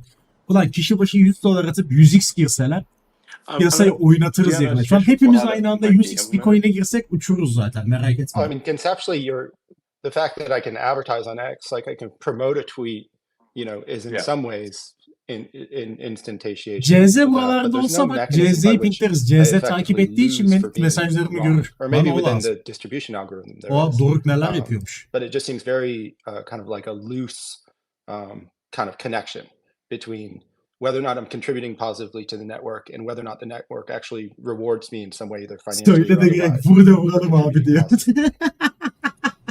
Bir anda pamplıyoruz değil mi burada we da are Bitcoin'i? paying creators for, you know, for people who are posting on the system. Aklımı karıştırdın şimdi post sana. is Oğlum şunu düşün bak. interesting, 600 kişiyiz. and gets a Kişi lot of başı views. 10 dolar olsa 6 So bin dolar.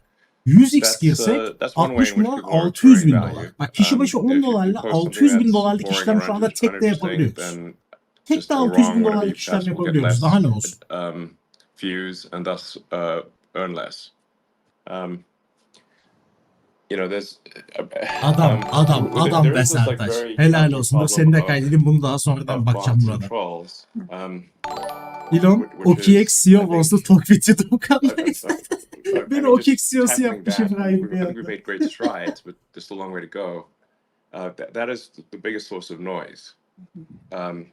Is because the fundamental problem you have right now is that Yayını beğenmeyen yoktur. Yayını beğenmeyen, it's kanalı takip etmeyen quite easy yoktur to belki şu anda. pass Ben size söyleyeyim. the "Are you a human?" tests.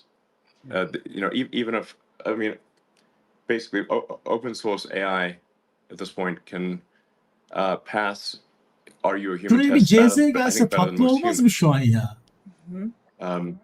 So, and that's only going to become more widely available.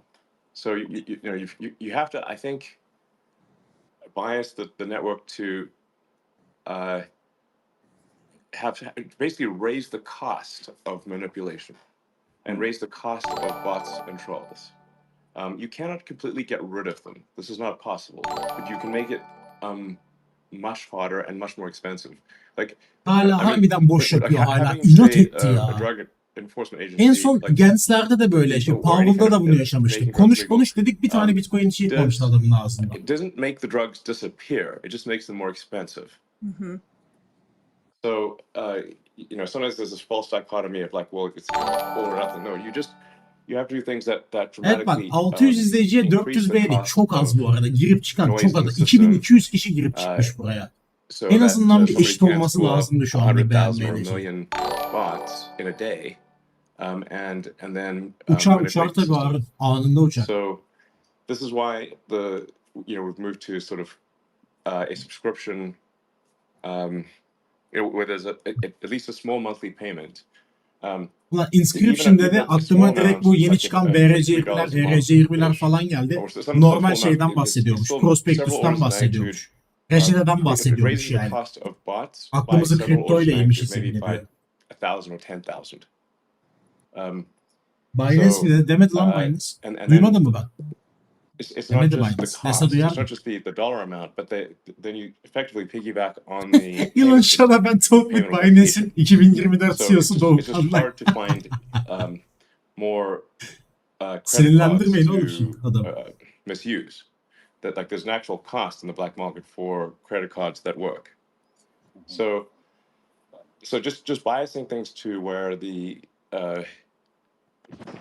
subscribers effectively, or premium users, content is elevated above that of. Ne yapıyor? Kredi kartıyla bir şey alabilecekler falan, X'te falan bir şeyler diyor. Apple Pay'le falan alabileceksiniz diyor. Kanka ne alakası var? Gözünü seveyim. Bitcoin'le alabiliyor muyuz? Onu söyle bak. O lazım bize. Bitcoin'le Twitter subscription alabilecek miyiz? Belli değil arada. Dominans güzel gidiyor. Hafif bir gevşedi zaten. Şu anda devam ediyor burada. With that.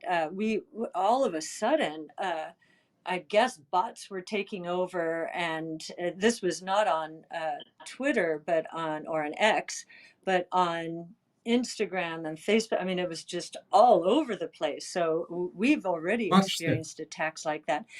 Bak Arkivmes şu anda Elon Musk'ı yanıyor. Diyor ki bak işte botları konuşuyoruz X'te Twitter'da ama bunlar zaten Meta'da işte Instagram'da Facebook'ta falan çok büyükler. Twitter'daki işte o kadar fazla değil falan diyor. Deli etti beni ya. Salın abi artık şu işi. Identification is, and we're already seeing. You're still tipping, I think. Tesla kendini on ya X, but kandırma milleti. are you going to turn into a financial platform, which is where you started your entrepreneurial journey many years ago? Is this still on the drawing board? Doge kaldırdı kafayı bu arada. Gidiyor bir Yeah, sente. absolutely. 10 We're sente. just waiting for the final approvals to come through for the Bitcoin money transmitter 44 oldu licenses. yine. It's just taken longer than expected to get the money transmitter licenses.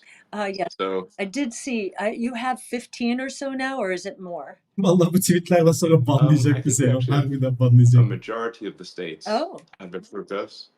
But it's irrelevant until California and New York Şu approve anda us. E'yi grubu I see. konuşuyorlar galiba şu an. I see. And are there any showstoppers, or it's just bureaucracy? It's just, Kaldırdı really, kafayı Doge. I guess, Bak bak. bureaucracy. Things were obviously quite chaotic, especially for the first few months. So it's not entirely their fault. We were a bit late in submitting our money transmitter licenses, and I essentially thought we had done it. Doge donklar çıldırıyor şu anda chatte. Yürü So oğlum Doge. around the At middle of this yarışına year. çevirdiler. So I think we'll probably get our approvals early next year, and so I would expect payments to roll out. I would be surprised if if it takes us longer than the middle of next year to roll out payments. So I'm not aware of any showstoppers. Ya just kimse kind of working takmıyor through the senin system. ödeme kredi kartı ödeme yöntemlerini. Yeah. That'll be Kimsenin exciting. umurunda değil. Şu anda If 26 you bin don't kişinin mind, umurunda değil bu olay. Elon, I'd Herkes like kripto to bekliyor. actually make an announcement on X, Duyuru since yapıyorlar. Bakayım. we learned in the market that once you say something on X, it actually becomes public information from the SEC's point X'te of bile view. We've bir seen bilgi that tested paylaştığında in the diyor, past. SEC'in gözünde And bu so bir artık duyuru I just olarak wanted to görülüyor diyor. announce that we're Niye pretty duymak istiyor? excited that for the first time, beginning in January, our Ocağın venture fund başında will be ilk kez available on SoFi. Right now, if you want to buy our venture fund, the Titan app is the way to go. That's an Andreessen Horowitz funded company, and they've been great. bir yerden fon topluyor. We are SoFi'den expanding, and alabileceksiniz bizim would love, kapitalizm again, fonlarını in dedi de this anlamadım. SoFi ne movement ya? towards democratization of VC, if any other platforms want to Şey tarzı bir şey mi? participate in this movement, we're not exclusive. So and we're very excited about the possibilities. So thank you for letting me do that. And it's Twitter also a big part üzerinden of bir şeylerini bringing satabilir, fonlarını mı broader verebileceklermiş, base of satabileceklermiş. huge Öyle number bir of şey non-accredited anladım. investors who would love to enter companies like yours, Elon. Of course, we Üvey already evlat bu with the kripto upfront diyor. fund in SpaceX and X, and we'd love to do others, and really allowing obviously your company Oo, is extremely selamlar well Ege, hoş funded, but geldin. for many companies they don't have access to capital necessarily at the scale you've built without going public. So we think that's a really exciting potential for Hala companies to stay kripto ile private for alakalı bir longer. şey yok. Bir açıklama That deyince sounds great. heyecanlanmıştım da hala bir şey Yeah. yok. Yeah, it's really cool. Tokenize etsinler I kapitalleri. mean, the burden of being a public company really has increased over time, It has. such that it has somewhat dissuaded a lot of 621 companies kişi from mi being be? public. And I Yayını really hala frankly beğenmeyen, kanalı takip would etmeyen var görüyorum. recommend companies Ayıp. don't go Ayıp. public Ben size söyleyeyim. unless they absolutely have to. So yeah, Do you think that going back to like the Model 3 ramp when you had customers and Maalesef shareholders adamlar going çok out and gereksiz facilitating şeylerden delivery konuşuyor. of Bunları vehicles, çevirerek do you zaman think ve that could efor have kaybedemem. happened without people having Size ne like X'te skin in the game olandan, bana ne in aynı the same zamanda way? X'te olandan. Umurumda değil şu an. Güzel bir şey yeah, çıkarsa absolutely. konuşuruz. Most of the Onun people who haricinde help were not konuşmam. shareholders. Çevirmem bunu. That's interesting. Doge'de. I mean, there's not that many shareholders. Geliyor I don't geliyor. know. Bitcoin zamanı Elon, gelir so ya. many people have Elon come come up to to the me Telegram yazmış. and all Bize of Telegram us kanalda. over the years, because we were out there, pounding the table for Tesla Hesabı yoklarsa çok mutlu olurum Yusuf şu anda. against the traditional financial world, and they read our research Doge on dese mutlu olmam. Tesla Benim Doge'm yok. Sizin için mutlu olurum. and bought into it. And so many people have come up and said, thank you for doing that research, alerting us to the opportunities. What's happened to the public markets, Elon, is, I think, I think they're kind of broken. I agree with you. I think Yeah. part of it is regulatory, but part of it is the way the traditional financial Canlı yayında world reklam works. nasıl oluyor en And ufak bir fikrim yok. I've Nasıl seen açılıp this time kapanıyor and again bilmiyorum is Göksel. if Hiç a dokunmadım ben o company is ayarlara. not in a broad-based benchmark, then financial analysts and portfolio managers very often say, okay, not relevant to me, not in an index, I'm not competing against it. That's how broken it is. Instead of focusing on the Geri geldi future düştü ya. and which Yarım companies are saattir going to be boş yapıyorlar ya. transformative Yarım and are going to saattir scale bomboş brilliantly, konuşuyorlar adamlar. they're very nicely situated in the past, in stocks that are where they are in benchmarks because of past performance. That's the other thing that's happened here. Sure. But it's important we change that, Elon. And Tesla, it has been a change maker in that regard. Sure, you didn't get into an index because of the way they construct them until Tesla was $500 billion. So a lot Yine of Tesla'yı pretty konuşuyorlar. crazy. Yavaş yavaş No. geliyoruz galiba ya. Yavaş yavaş companies kripto. are bigger than X'ten that. Tesla'ya It's just geçtik şu anda. crazy. En azından But you Tesla did. konuşuyoruz. You made it and you opened people's eyes, and we're trying to change this shift away from passive back to active so that there is an efficient allocation of capital. Yeah, you're touching on a very important point, which is that I think the percentage of the market that is passive is too great at this point. So at the end of the day, somebody actually has to make an active decision. The passive investors are riding on the decisions of the active investors. Yayına şu And anda so the takipçi yapıyor. passive, investments like index funds, and whatnot, they're like they're an amplifier. It's like that, like an electric guitar amp or something. So, but you don't want that amplifier gain to be too high, or you get essentially massive Apple ne movements alaka of the kankam? stock Apple ne alaka? Gözünüzü based seveyim on the ya. decisions of maybe 4 or 5 active major stock pickers. Well, actually, it's a little Bu more arada Telegram complicated. So kanalını atıyorum chat'e. Gelmek isteyenler varmış. Telegram kanalını in a gönderdim. risk-off Şu market, anda a bear market, konuşmaya like we kapalı were yayından in sonra açılacak 22, haberiniz olsun. what actually happens is these managers are very fearful and they just get closer and closer to their benchmarks and they sell the kind of stocks that we're invested in Ne güzel because oraya we're gidecektim. completely Neden active. girdim bu işlere? We're benchmark agnostic. We Allah just don't kripto even look yaktın at bizi. them. We're all about the future. Dogede So lan that's in a Dogede. risk Hadi off Dogede. market. Ne olur It Dogede. punishes stocks that are not in indexes more than otherwise would be the case. And then to your point, it rewards stocks that, in a risk on period. Hocam adam o kadar gıcık ki ağzından bir koyuslu kaçsa %20 artıyor veya %20 düşüyor. Harbiden öyle. Get into a benchmark. Now everybody has to consider them. So it's a really distorted way of that the Ya ödeme public bak equity Doge bile markets have demesin. evolved. Desin ki kriptoyla olacak desin Yeah, ya. I mean, Herhangi bir essentially kripto para getting bak. into any kind O of kadar index önemli passive değil fund ki. will, O I kadar think, önemli değil. increase Hangi the kripto para volatility olduğu. Emin olun significantly. Doge de yükselir zaten. Because Herhangi bir kripto para desin ya. now it's amplified. That stock's not amplified by Lütfen by the hakim bir passives. kere. So and I Oğlum think ben Vogel yorumlara daha çok was a good gülüyorum. idea to Muazzam. create Ne olur Vanguard lan şey yazıyor. and Doğu passives, bile but it's dese not- yeter it's just diyor. not too Doğu far. desin. It Ne has. olur Doğu desin. So you just don't want to have the amp is turned up 43 too high. 959 yayın burada Wait a başladı. Bu second. civarlardaydı zaten. Bir şey olmaz. Yeah. So there should be more. Ya more, Elon tamam active, Doğa'yı geçti. and less Getir passive. Tesla'dan Totally alacağım. agree. Uzatma And, mavi tikte alacağım. absolutely. And the other thing that's happening, I didn't know we were going to go here, Elon, but the other thing that really is gripping the markets is, 75% plus. Konuşursam, evet bak konuşsam kanalı söylerim cidden. Şeyi söylemem, coin söylemeyiz de. Giderim Doğukan Live'dan selamlar herkese de. Algorithms, Onu in a söyleriz. bear market. Okay, do they have cash? Köpekleri sevin dese de olur Muhammed. O da okey. And those two variables will dominate the stock action. So, yeah, we've watched this over the last 3 years. It's a very simplistic way of managing money, and Money really falan do think diyorsunuz. it has Hadi led para to the mara. most massive Geliyoruz yavaş yavaş. misallocation of capital Hadi. in history. A lot more private companies should be public, but we understand why they don't go public because of the Bu kind arada of Solana behavior kafayı you're kaldırdı. subjected to. And now 94'e you geri know all geldi. about it, right? Yeah, I mean, the regulatory burden of being public is way too high. Harbiden And then rekordan rekora the koşuyoruz. legal Yayın çok burden güzel of oldu. being public is also way too high. So if you're public, you're just going to be sued Hadi lan bu nonstop gece o by gece these olsun. Hadi transaction ya. law firms Hadi with their ya. fake plaintiffs. Bu ayı bu As gece is şu the case canlı with yayında Tesla, we're just, 670 kişinin constantly önünde being yakalım sued ya. by, Hadi ya. Güzel bir şey olsun.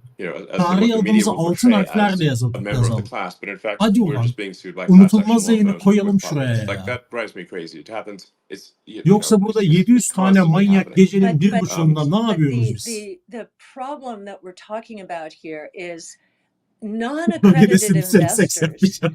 have not been invited to the venture capital party because they don't make enough money or they're not wealthy enough, which we think is quite a regressive tax. So Öyle şu an teklifler geliyor ki çete. that's why we're democratizing venture capital by not taking a carry ourselves so that we can offer Hakikaten our gecenin bir funds buçuğunda ne işim for var as burada? little as Katılıyorum sana $500 Batuhan. to Bence de. anyone.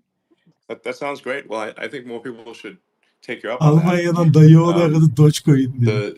There is, I mean, most of the Abi Bitcoin the vast konuşacağız majority of companies demişler. are Bak actually private, şurada they're not public. adam demiş ki Bitcoin Yes. konuşacağız biz demiş. And Lidya. and you're Nerede right o? that Biz it o is yüzden somewhat of a bekliyoruz. Ben regressive normalde tax that makes öylesine it olsa difficult beklemezdim. for Nerede the demişti average onu? citizen to Lidya ablamız. participate in the upside of those companies because Dur bakayım. once you go, I think, Bulamadım. above Neyse. 2,500 Ha şu shareholders, Katie Wood non-employee ablamız bize öyle shareholders, dedi. then you're forced to go public. Bak.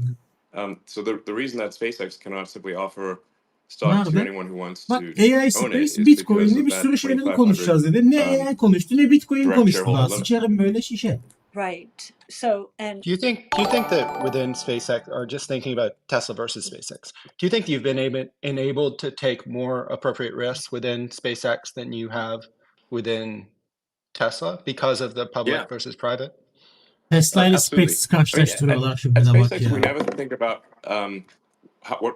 the quarter. We never think about it, and we don't think about the stock price. So there's a lot of Piyasa pressure, aynı, like yerinde immense duruyor. pressure on a public company Piyasa dondu şu to not anda. have a bad Herkes quarter. Elon Musk'ın konuşmasını So bekliyor. this can actually Piyasadaki result herkes. in a less efficient operation where you're going to great lengths at the end of a quarter. Meta hayat to oğlum. not Meta disappoint öldürsem people. Meta demez bu adam. Manyak. İşi And olmaz. that's just how it goes. So Ay Mila and desene. then you've also Herkesin got de sort derdi of a farklı long-term yemin ediyorum. challenge Herkes with public farklı bir markets coin where istiyor. a lot of the analysts following companies have a time horizon that is maybe only a year Ya or two. tarih olacağız ya da tarih yazacağız. Aynen öyle. Rarely more than a few years. So Arkadaşlar Kurtlar Vadisi and so jenerik they değil mi? literally don't care because their incentive structure is short term. They do not care about Right. what your long term outcome will be because their career is dependent on how you do in the short term. Elon, Right. you have been great at, I think, standing up to short-term oriented shareholders. That's one of the scores in our scoring system as we're evaluating companies. Is this a visionary management? And will they stand Böyle up bekliyorum şu anda to konuşmasını. who want their profits now, their dividends, their share Bistesin abi. repurchases? Will they Abartma. invest Bistesin diyor. aggressively enough in the future? And I think you've done a great job. Well, thank you.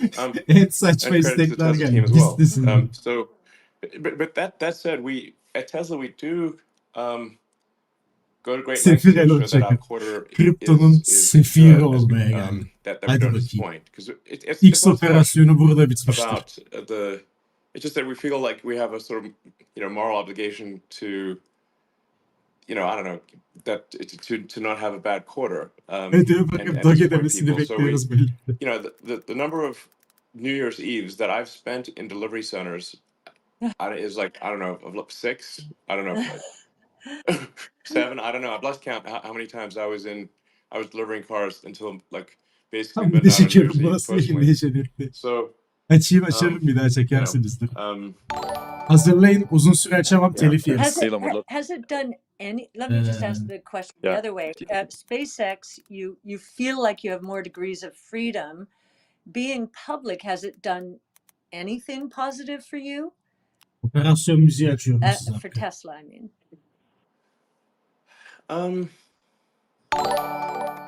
Well, it did allow us to clean up our capital structure, which was overly complex.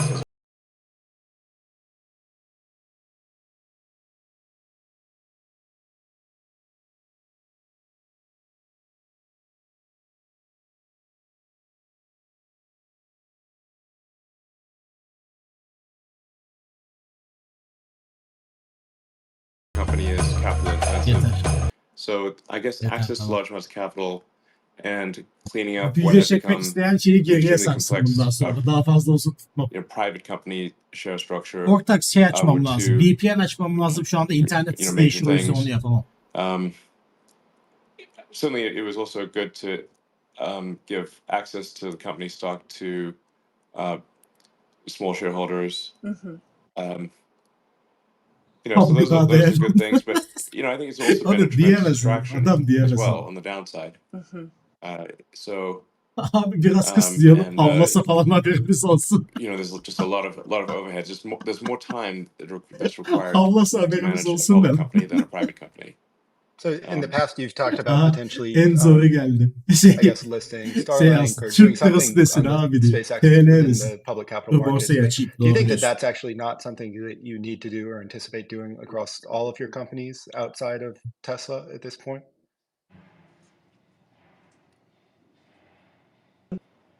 I don't think it's worth going public until you have Bence de maybe çok an uzattılar. extremely Bekliyorum. stable Bitcoin kısmı ne zaman gelecek diye bekliyorum şu and an. predictable revenue stream. So if your cash flows are extremely stable and predictable, at that point, going public is 200 less milyar of an dolar issue serveti olan because chatte you're madar just not going to have altındaydı. these big gyrations.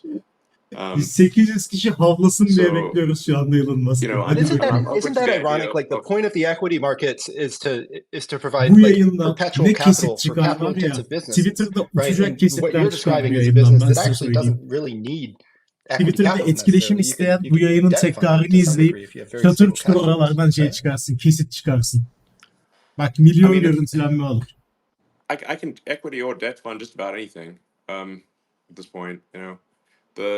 It's worth noting that in all the companies across all the years, I've never lost money for Evet an şey investor tweet'i even gelsin once. dur bir dakika. And Şöyle this is tweet now over gelsin. 100 Dur bakayım. financing rounds. Now, of course, I cannot stop people from selling when they should not sell. But I have never driven them to a bad outcome. Wow. So that's a pretty good Şöyle tweet atalım. batting average. And so obviously that's a pretty Şöyle when tweet you've atalım. treated capital well, and then so capital obviously that's a pretty when good you've it treats you well in turn. and Then capital, so When it's basically very easy for me to raise and so almost any amount of capital, frankly. Dur ses ikilerini tam hallettim. So Gerek yok. Çözdüm. now of course I need to make sure that track record stays intact and not get complacent or entitled, but Ablam obviously I do not have a need to raise capital. And in fact, a lot of in most cases, I don't really need even for say like Şunu Boring Company or atayım. Neuralink. Dur burayı I can yanlış fund yere it çektim myself lan. Buraya entirely. çekmeyecektim ki. Dur şöyle But çekeceğim. I think it is good to have other investors. Şöyle çekeceğim. Why even bother with outside shareholders at all? It'd be Tamam. simpler to you could take whatever risk Bu you want without tweetten de having to answer banlanmazsak to bir daha da banlanmayız ben size söyleyeyim. Well, I do take a lot of risks either way. I don't know. I think it's good to Beyler have. şu tweet'i elden ele I don't olsanız size know. oluyor. I think it's good to have Bunu other halledelim. investors. Bunu bir elden ele uzatalım şu tweet'i. I mean, I think that, each investor you add is an ally, and so it's good to have more allies. Hala saçma Twitter, I think X, it also, Tesla konuşuyorlar. Establishes that I'm not delusional in the valuation of the companies. Doğru ifade notaları da So if saysa others are prepared to invest at a particular value, then I'm not the sole decider of what the value of the company is. others are deciding what the value of the companies are. It's sort of Yok an olmaz outside Mesut. assessment of the value of the company. And there, there is also a need to um, Gece provide görüşünde oturduk. liquidity. Elon Musk diye herifin ilk yayınında kripto konuşmasını bekliyoruz. Kafayı yiyeceğim. Kapat sitesine Twitter üstüne kriptoya geçin. Alo people at the company. So I Doğukan'dan believe adresinden in efendim. providing stock to Dur people bunları at the yayından company, sonra bir daha bakacağım bunlara. employees and creators of the company. Abi yayın alırsa sen Want to provide them atla. stock to have the incentive be aligned with the company outcome, Yayına and gidip then sadece hav hav deyip çıkıyorum. at Düşünsene. various points want to gain liquidity, so that you want to then establish an outside valuation, and so it's not just me deciding it, and enable liquidity for those who've been awarded stock and options at the companies, and it's generally been my approach to award everyone at the company stock. At Tesla we've awarded Alınır everyone ivme-eksi daha fazla yükseltmeyin. Alamadık stock, zaten daha. Daha fazla yükselmesin no ivme-eksi. matter how Alacağız junior daha they biz onu. were. So that Düşmüyor. actually Bu bir also şey değil. made a lot of people Doge millionaires. düşmeyecek. I think Tesla may have created more employee millionaires Az than any kaldı company in geliyor. history. Yeah. So I would say like if 700 there's a kişi company evrene Bitcoin yükselsin diye göndersek Elon bir şey demeden Bitcoin 80 bin dolar olur bence. maybe it's there's one or Hep two others, beraber dua but etsek really daha iyi harbiden. the sheer Tesla's around 140,000 people. And Eğitim Wood'la Ankara'ya DM'den yazın. Elon Sadet'e gelsin artık. Seni bir I ziyaretiniz think malum. you are. So I'm Çok iyi. conscious of Ha, time here, evet. and thank you so Evet. much, Elon. Evet. Frank Downing, our director of Dur. research on Next Generation Internet, The asked Next Generation Grok, internet. Dur bakayım. what questions do people Grok mu? want Cathie Wood to ask Elon Musk to okay. spaces? Grok ne alaka? And we would be remiss if we didn't Bundan summarize this bahsetmemiştir first, herhalde. and then Yok değildir, let you değildir. take it where Değildir. you'd like. And it basically said, it seems that this is Grok talking. It seems that people are eager to hear Ha about the Grok latest demiş lan. Grok developments demiş. in AI. Kafa nasıl Bitcoin'e and kaydıysa Tesla's Graf AI zannettim. Grok technologies. demiş. We definitely are, such as FSD 12 and the Boşluğuma next geldi. generation platform for robotaxi. They're also interested in learning more about the company's plans for the Optimus project. Grok'u Grok'la Additionally, there is a lot Graf'la of karıştırdım. curiosity surrounding Elon Musk's thoughts Bitcoin on diye the beynimiz AI yandı space, artık. as well as his take on the future of Bitcoin. I guess that was a little repetitive AI there, but Okay. these topics are sure to spark Solana some çok net engaging kaldırmış kafayım. discussions. Solana 95 That's oldu Grok tekrar. for you. Okay, well, Grok, that's pretty good. Yeah, Um, pretty good. So, AI. Harbiden komple psikolojimiz bozuldu ya. well, Grok I Physics do have more lan. time than if you Ha, basmayın bir go şeye a dur. bit longer than 15 minutes, we can go longer than 15 minutes. Kartımda KRT yılları kaçtı bile yapacak bir şey yok. I mean, trying to distill my thoughts here on AI because I could really talk 4 hours on AI. You know, we both Charlie and Brett are steeped in it. So is Frank, and of course Tasha. She's done our work on autonomous. But one of the things we've been very curious Abi about is etikette seni open source görünce versus sinirden havlardı closed belki. AI. And I don't know if you've seen this, I don't know if you've seen the chart that Frank and Joseph did on our team, but they drew a line. They basically calculated performance improvements in both the closed or private Hadi Bitcoin, hadi Bitcoin. AI kimeniz artık yeter. AI. And then the open ones, and open is behind closed, but the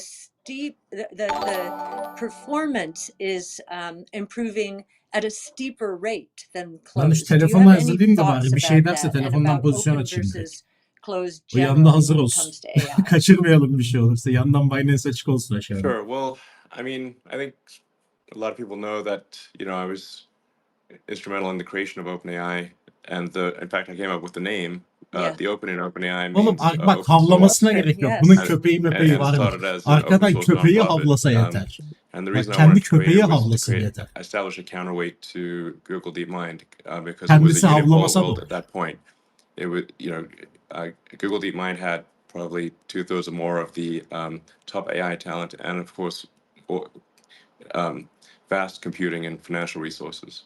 At the time, I was close friends with Larry Page, and it did not seem to me that he was taking AI safety seriously.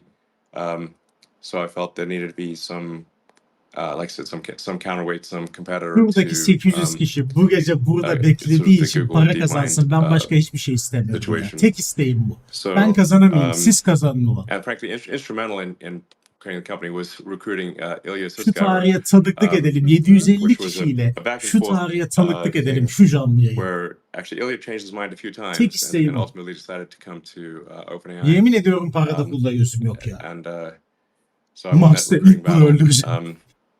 And that is actually what caused Larry Page to stop being friends with me, frankly. So, Hadi but artık. now aslanım. ironically, because fate loves irony, Hadi canım. Hadi bir OpenAI tane. is Hadi aşkım. super closed source, and Şu anda da bak and for Tesla, maximum Meta profit, falan it X should be muhabbetini renamed geçtiler. closed for OpenAI'la maximum profit. Grok'u Twitch tarafını konuşuyorlar şu anda. Would be more ChatGPT ile accurate. Grok kapıştırıyorlar şu anda bize. Because that's it's literally the polar opposite of how it was started. İlla I guess istiyorsanız I ben bir generally short açayım have a bias in kazanın. favor of open source. And you can see that certainly with the X platform, where we've open sourced the algorithm. And for example, for community notes, we open source Kankam Solon'la seninle hiç not just the alakası yok algorithm, but konunun. all the Sen niye data as well. yükseliyorsun So you ya? can see exactly how a node was created. It can be audited by third parties. There's no mystery, nothing Doğukan in onu that all. tahmin edemeyiz. Konuşursa ne olur? Yani So imkansız öyle bir that's şey one of the tahmin seems to etmek. be Öyle one of söyleyeyim the sana. confusing things about open source as pertains to large language models is it's not as simple, and I think this has been Uykum lost in geldi, some of hadi the be. debate, as just open sourcing the code. Boş It's open yapmayın hadi. source as the shades of grey here, of course, with parameter weights, data. There's all of that spectrum, and I think that's been maybe lost from some of the debate. So it's great to hear. Yeah, there's actually very little code, very little actual traditional lines of software. Certainly at the inference level, there's very little. It's a remarkably tiny number of Gecenin ikisi lines of 750 code. kişi bir kişi dinliyoruz. Para So verseler, iş var it's just deseler these kimse giant, gitmez. Harbiden öyle. weights files and what your hyperparameter, numbers are. And Bu yayından sonra benim it's yayınlara basically a 100-200 kişi comma gelirse separated value yayın file. açasım gelmez. Ben alıştım oğlum minimum 700-800 kişi So I was olmasına yayında artık. Haberiniz Using olsun. contemplate that perhaps our 200 digital kişiye God yayın will be a açmam bundan CSV sonra. file. Minimum 400-500 kişi olacak yayınlar. Like, Buradaki herkes başka yayınlara da gelecek. and Elon Musk'a gelen adam and bana then da you make a gelecek. new Ben CSV anlamadım. file that has maybe more weights and the weights are better. And then you Hocam konuşma pretty versene much hadi bir delete the Allah'ın old karı one. açıp kaçsak. So just the AI is evolving and deleting its prior self Hadi AI'de bit. constantly. Son 10 dakika oğlum. Son 10 dakika Bitcoin konuşun. Hadi kalkıp So gidelim. we're Bir going to saatte worship a bitirin giant şu Excel yayını file, ya. essentially. Hadi ya. That's perfect. Kind 10 of. dakika You Bitcoin konuşun need a bana very yeter big, bak. yeah. La 5 It's a dakika lot of konuşun. 5 dakika cells, Bitcoin but konuşun yetmez mi size? it's really just a bunch of numbers, and then those numbers they're getting smaller in magnitude too. Going from FP16 to Gülerken ağlar gibi oldu. FP32 to FP16 to int16 to int8, Sen and ablayınca now o bir daha looks like things kazanacaksın. are Ben yayına trending gelirim. towards mostly int4.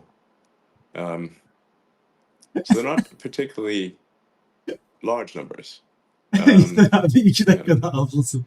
And back to So the yeah, I'm not sure if I'm probably not answering the question, but I mean, I think it's true that closed source is not that far in like from a time standpoint, not that far ahead of open Lan ses gitti.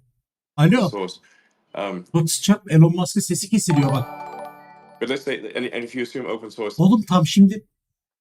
Lan sesi niye kesiliyor bunun? is you have Yayında sıkıntı var.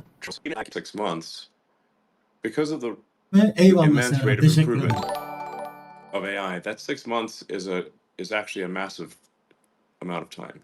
I mean, or at least the Allah delta kendini kapatıyor. in an exponentially improving situation. 6 months will, I think, feel like an eternity. So Deniz I think, önemli bir şey olursa, bizimle alakalı bir şey closed olursa will çevireceğim. outperform Onu bekliyorum şu an. Dinliyorum ben arkadan. open Merak etmeyin. by a meaningful amount at any given point in time. and given the was just going to say, given the questions we were talking about Starlink before about çekti. truth and not truth, and do you think in 10 years' time AI will have been a net Hala AI diyor bak. improver or detractor from where we are today? Well, I think it'll Sal be kankam well. AI sal gözünü seveyim. And speaking for just for Rahmetli Grok, I babam think bu it will be kadar a dinlememiş. significant Aga truth be. improver. That is literally our goal, is to be Eyvallah maximum Sami. truth seeking, Çok teşekkür maximally ederim curious, güzel sözlerin için. minimizing the error between perceived reality and described reality and actual reality, and always acknowledging the error. Hadi Elon Not being kankam too çok confident az about kaldı it. hadi. I think there will be a competition for truth. Ha Grok And geldi bak. people will Bak.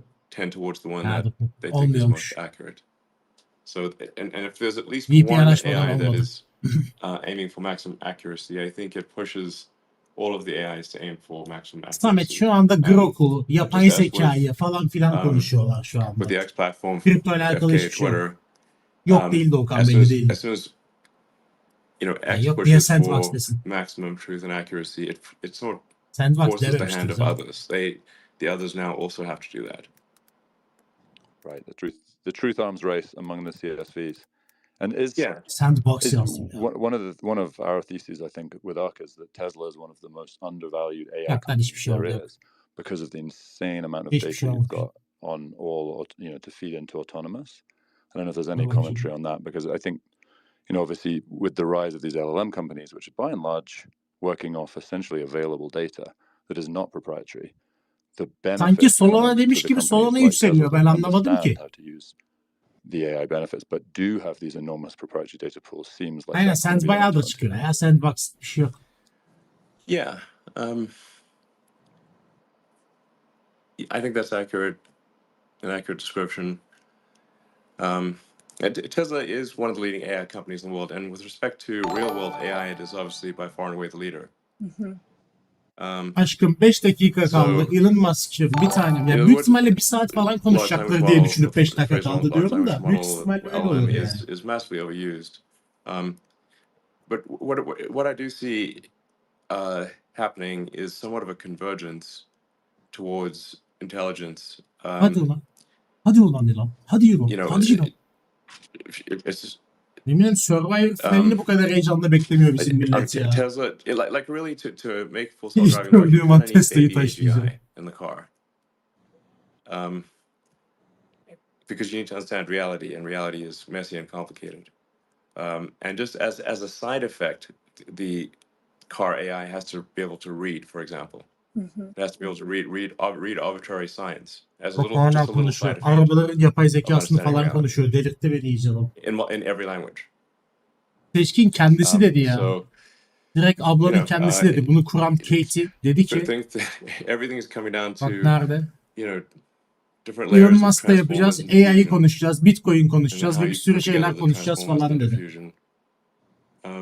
O yüzden bekliyoruz. That's why I sort of made that somewhat niche AI joke on the. Kafamızdan uydurmadık Bitcoin konuşacak diye. 2032 Transformers or Diffusion.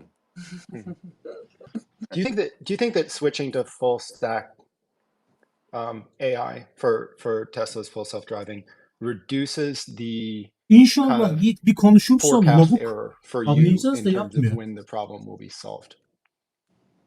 As in, you famously have said it's a year away for a few years now. Do you think that like actually line of sight? Oğlum yayını beğenmiyorsanız şu an çok ayıp ediyorsunuz. Yayını beğenmeyen, kanalı takip etmeyen varsa büyük ayıp bak. Çok büyük ayıp, haberiniz olsun.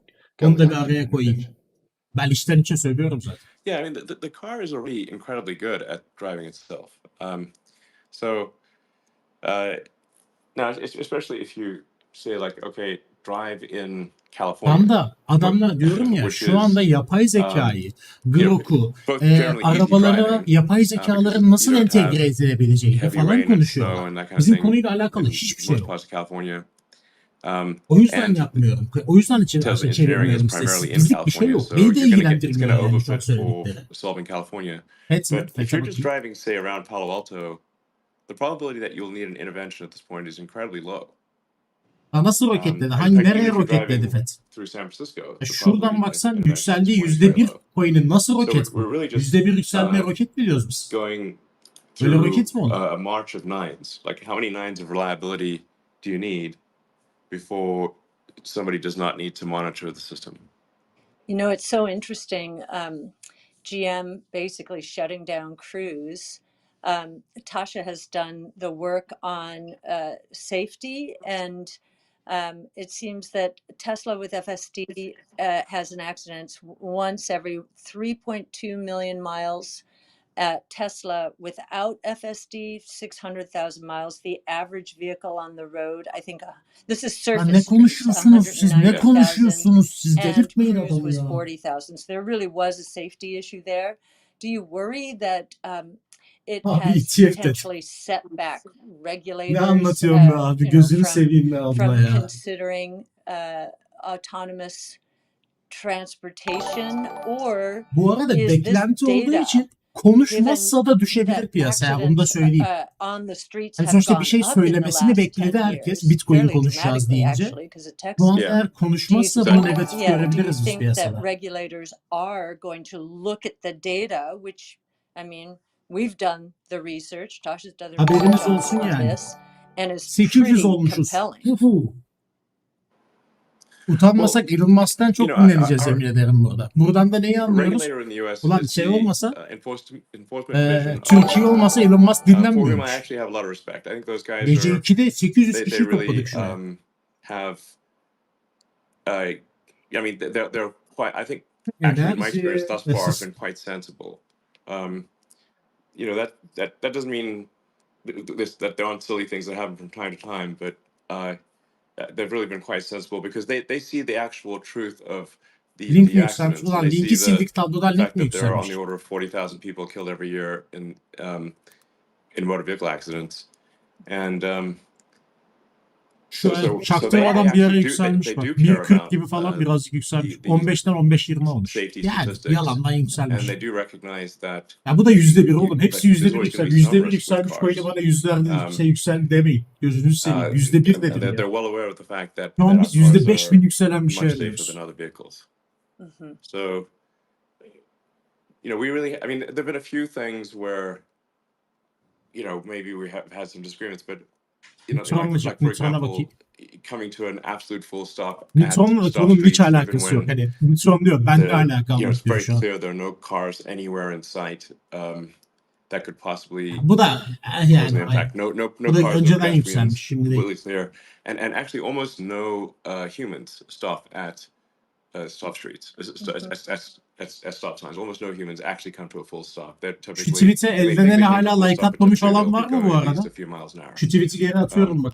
So like, Bir you know, tweet'i uzatın o they say, arada well, the law eldenene. does say that you have to Gaza stop at a gelir stop belki street, o. even though Bir almost no tweet'e bir humans şeyler do. yapın eldenene. So that actually created a bit of a challenge for us because we had to select the rare cases where from the fleet where humans actually stopped at stop streets, at stop signs.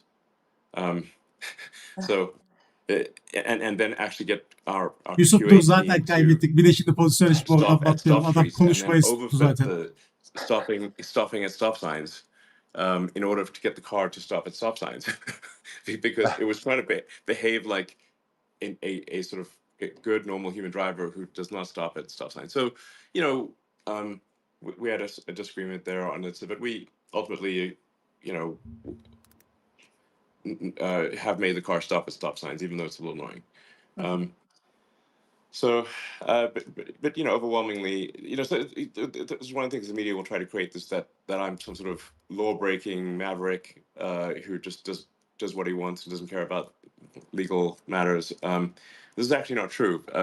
Of the literally millions of laws that I am subject to, and my company is subject to, there are a handful over the years that we've disagreed with. Beyler bu arada aranızda OKEX hesabı bulmayan varsa şuradan bir işlem yapıp $10 çekilebilir ödül kazanabiliyorsunuz. Haberiniz olsun. Buradan kayıt alıp bir işlem yapmanız yeterli. Hazır onu da söyleyeyim arada.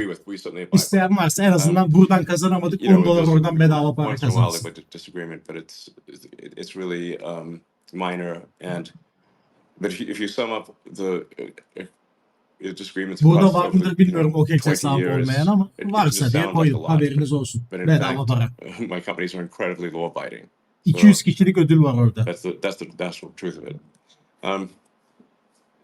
Anyway, I think it'll be. Abi konuşması lazım. Konuşacağız dedi kripto ile alakalı. O yüzden konuşması lazım abi. Yalan söylemesin. Delirtmesin. Yalan sevmem ben. Even completely Elon Musk'ı da trip atarım yemin ederim. a massive statistical Olmayanlar kayıt case olabilir abi for orada. Kayıt olup bir işlem yapmanız yeterli. Parayı gönderip bir tane işlem yok. Sonra bir hafta içerisinde gelir. potentially having their hands in the wheel, then En I kötü think gel the regulators yaptıktan will sonra step gelin Telegram'dan Hasan You know, var. it's been OKEX'ten. really Onu etiketleyin interesting o hallere. as AI. We were watching the breakthroughs as everybody has Hadi in Katie. Hadi AI, Katie. Hadi Katie. and we had agreed with you. Our original research had autonomous Hala otonom mobility falan diyor in bak. pretty much full force. This was our original research by now. But if we didn't have the breakthroughs in AI that we've seen, particularly transformer architecture, it wouldn't have been possible, right? But we didn't know that. Is that how you're viewing it now? Well, it's certainly true that transformers are transformational. Yes. So, you know, pretty much everyone's using transformers, and it's really just how many transformers, what kind of transformers are you using? Autoaggressive transformers, Ya which kanka are Transformers'la very alakalı memory gözünü bandwidth seveyim ya. intensive. Konu bir anda Transformers'a girdi. You know, there's Saçmalığa bak. I think you really, I'm not sure you can Sal really do gözünü AI seveyim without ya. transformers in a meaningful way. Bir saat oldu ya. Diffusion Bir is also saat very oldu ya. important. So, I mean, it just really looks like AGI is some combination of transformers and diffusion. Yok fark etmez Muhammed. İstediğiniz yerde yapabilirsiniz işlemi. That's interesting. Does diffusion help Elon in the things that transformers are not necessarily that good at yet, like planning and remembering, rather than sort of a current state? Başak, bak. ChatGPT konuştular. X'i konuştular. Tesla'yı konuştular. Tesla ile yok Meta ile X'i konuştular. Tesla ile yok Grok'la ChatGPT'yi karşılaştırdılar. Şimdi Transformers'a geçtiler. Biz hala havlamasını bekliyoruz. Most humans cannot remember who they met last week. So, memory is the easy. I mean, we've already outsourced memory to computers. In that, like you say, how much of human knowledge is in digital form versus contained in human neurons? It's overwhelmingly in silicon rather than biological $10 neurons. gitti havla artık. Seçkin hemen o keksen $10 geri al o zaman. Zarar etme. There these. I mean, I think it's always Silah falan it's izleyek daha good eğlenceli. to think of Eğlenceli bu arada trying to onun think of what are the belgeselleri. most Ben arada fundamental açıp düşünüyorum. ratios. Ve yemek yerken falan onun This is like belgesellerini in açıp physics, you were düşünüyorum. saying about looking at fundamental ratios.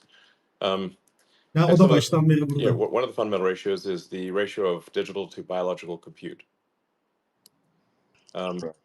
Just Hadi in kanka. raw compute. Hadi İlon'cum. Hadi bir tane.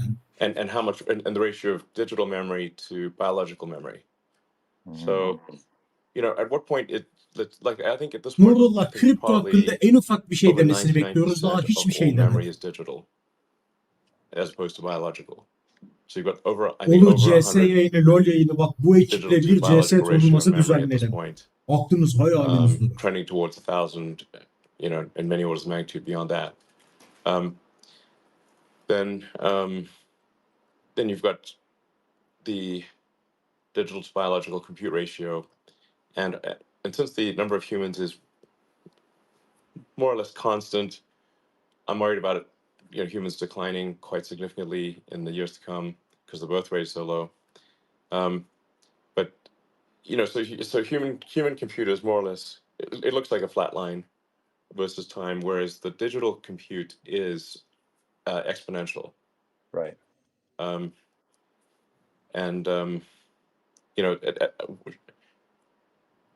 at some point it's that will also be above 100, meaning more than 99% of all compute will be digital instead of biological. Right. And if we're not there already, we will be within a year or two. Although it is amazing how much data biology can store. I reckon, I believe it's estimated that a gram of dried DNA can store between 4 and 500 exabytes. Ne diyorsun So maybe Charlie'cim? Gözünü seveyim ya. still Hadi things to da. learn from biology, but yes, incredible the pace of change. Evet, Yeah, I mean, finalde if you böyle encode söyleyip çıkacak memories galiba ya. in DNA like a ticker tape, then the Bitcoin DNA 2023 memory Ege. potential is immense. Referans kodu OKEX'teki. But O I'm kodla not sure kayıt that's actually olmamız what's lazım. happening. Or if Linkten it is, gittiyseniz otomatik açılıyor I don't know. zaten. I'm not sure why my memory is so terrible. But actually, I mean, your memory in terms of the raw details, like you have an amazing search function, Kodu yazıyorum. right? Bitcoin I mean, it's kind of like, yeah. Well, for any, I mean, I would argue kind of, in some ways, like the transformer architecture enables effective search of a very, very broad amount of data. Or it's like data compression. It seems like yes, there's many more like gigabytes encoded in disk, but actually being able to effectively search that space is pretty still primitive with compute, at least at large scale, relative to humans' ability to access information. No? I mean, it's still some things that humans do better than computers. I mean, if you look, say like computers have not yet discovered any fundamental physics. Siz yine izliyorsunuz, ben bir de konuşuyorum. A lot of fundamental physics. The computers have not yet invented a useful technology. Alper dur gözünü seveyim ya. Çok işiyleme. Banlatma bak, bu yayında bu kadar kalabalık yayında bir kişiyi banlamadım, bir kişiyi susturmadım. Yapmayın. Temiz 800 kişi link yapıyoruz şurada. Ne gerek var? Essentially training AI systems on language is not enough, and that you have to have some kind of embodied source of data, like through an Optimus robot, to actually bir daha yaparsa harbiden banlayacağım. The raw learning in Son hakkını verdim sana. AI system would need to understand fundamental physics.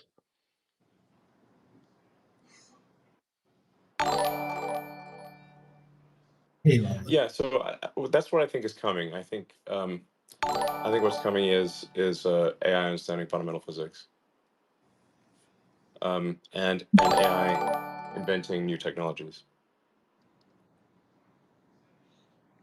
Teknoloji hadi AI. It definitely feels like, rather than, even though some things now apparently pass the Turing test, most importantly, passing the money penny test, as in, can an AI actually pay bills, do expense reports to the extent James Bond does, and actually pay parking fines and things like that? That would actually be a very good use of AI that I think would have a lot of, and maybe the Billy Connolly test of, can an AI actually be consistently funny? Those feel like they're out. Grok is pretty funny. That's fair. Ya hala Grok konuşuyorlar. I think, one of our goals for Grok is to be the funniest AI. Ya hala en komik AI Grok'tur deyip duruyor kanka. Provide a vulgar roast. It's really good. Ah, delireceğim. Kayıt olup bir işlem yapmanız gerekiyor arkadaşlar. Para yatırıp bir işlem yapıyorsunuz OKEX'te, yetiyor.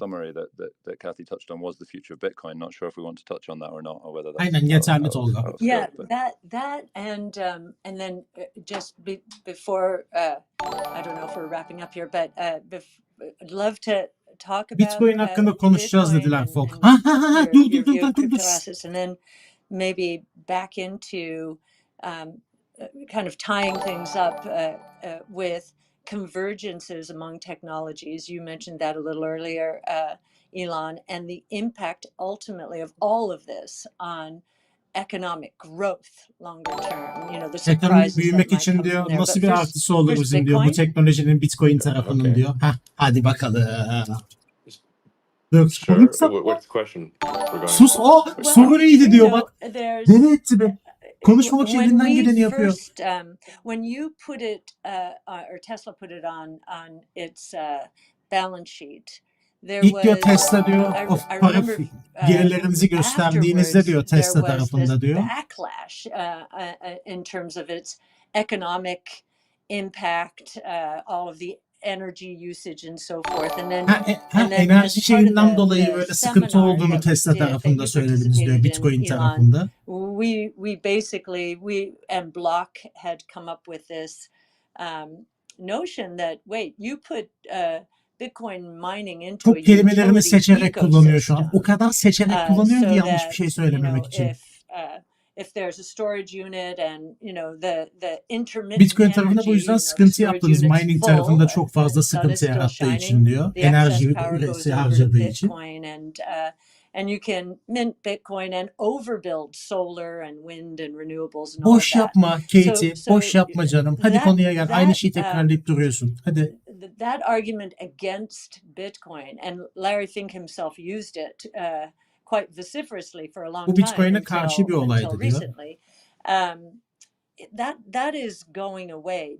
What do you think about Bitcoin's potential impact on the financial Bitcoin'in gelecek finansal sistem konusundaki etkisini ne olarak düşünüyorsun diyor. Ödeme sistemi olarak, finansal sistemler olarak nasıl bir etkisi olacağını düşünüyorsun dedi.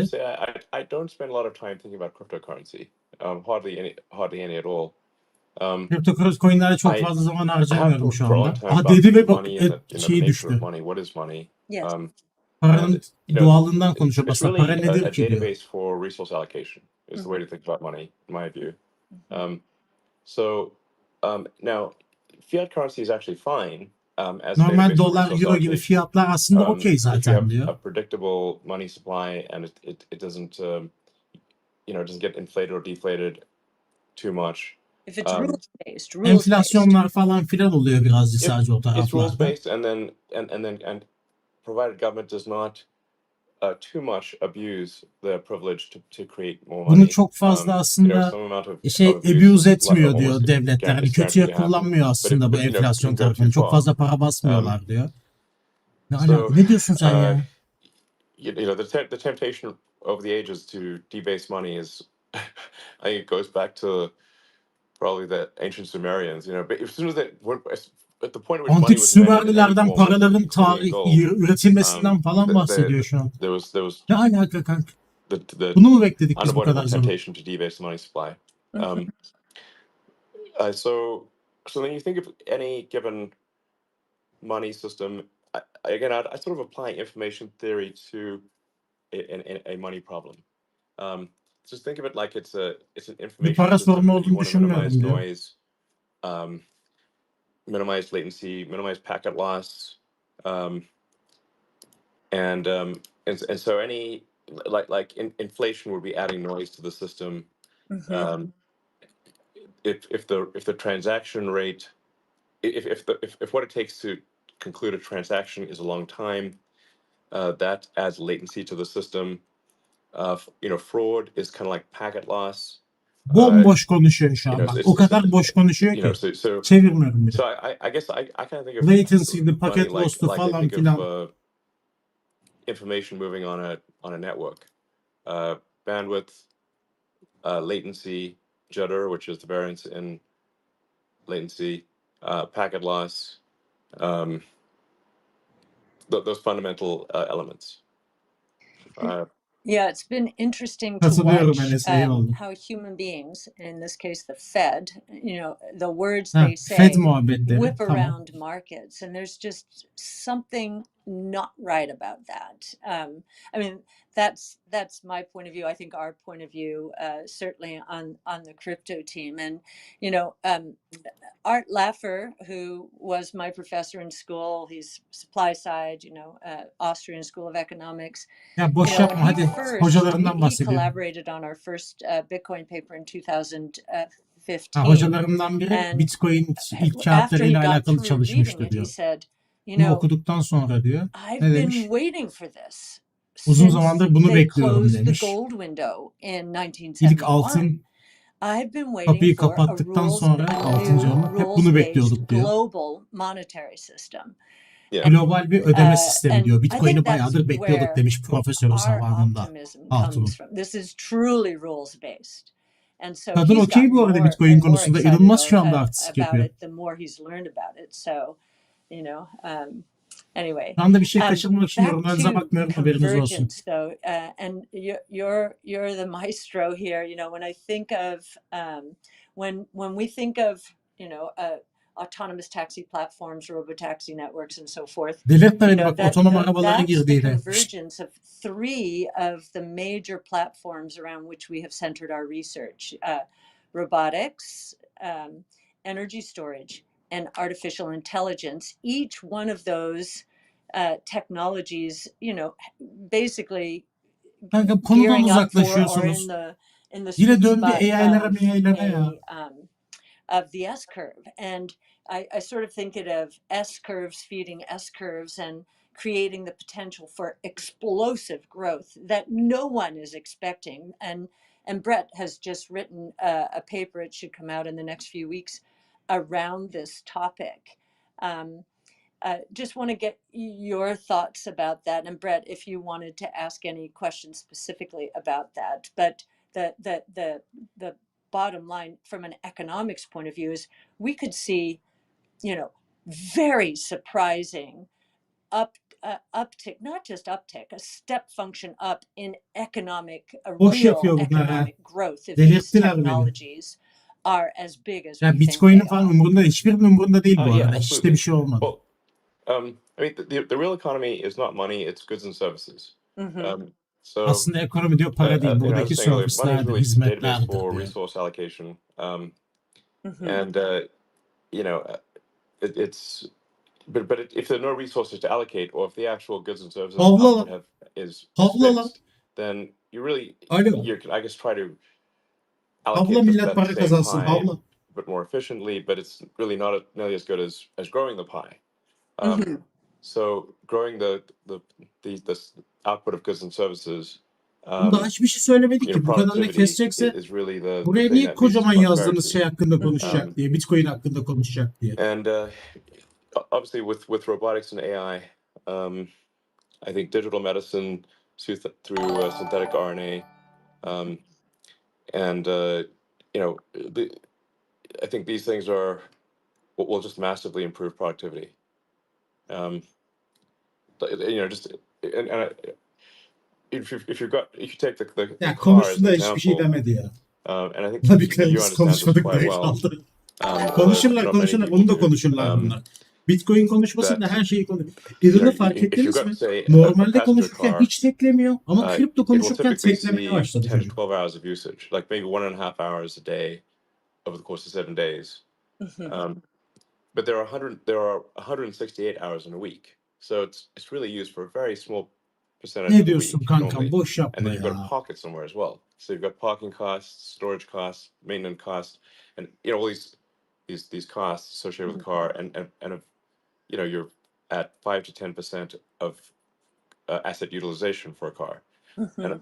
whereas if you've got an Senden autonomous çekiliyor vehicle, hepsi. that same car Değil mi? Aa, Doğukan dinliyordur, söylemeyeyim. costs basically about the same. Utandı oğlum. 800 kişi Could izleyince bunu now, I utandı, think, be konuşamadı. used as a rough approximation for about a third Aynen of the Mehmet. hours Bugün a week. kalabalığız.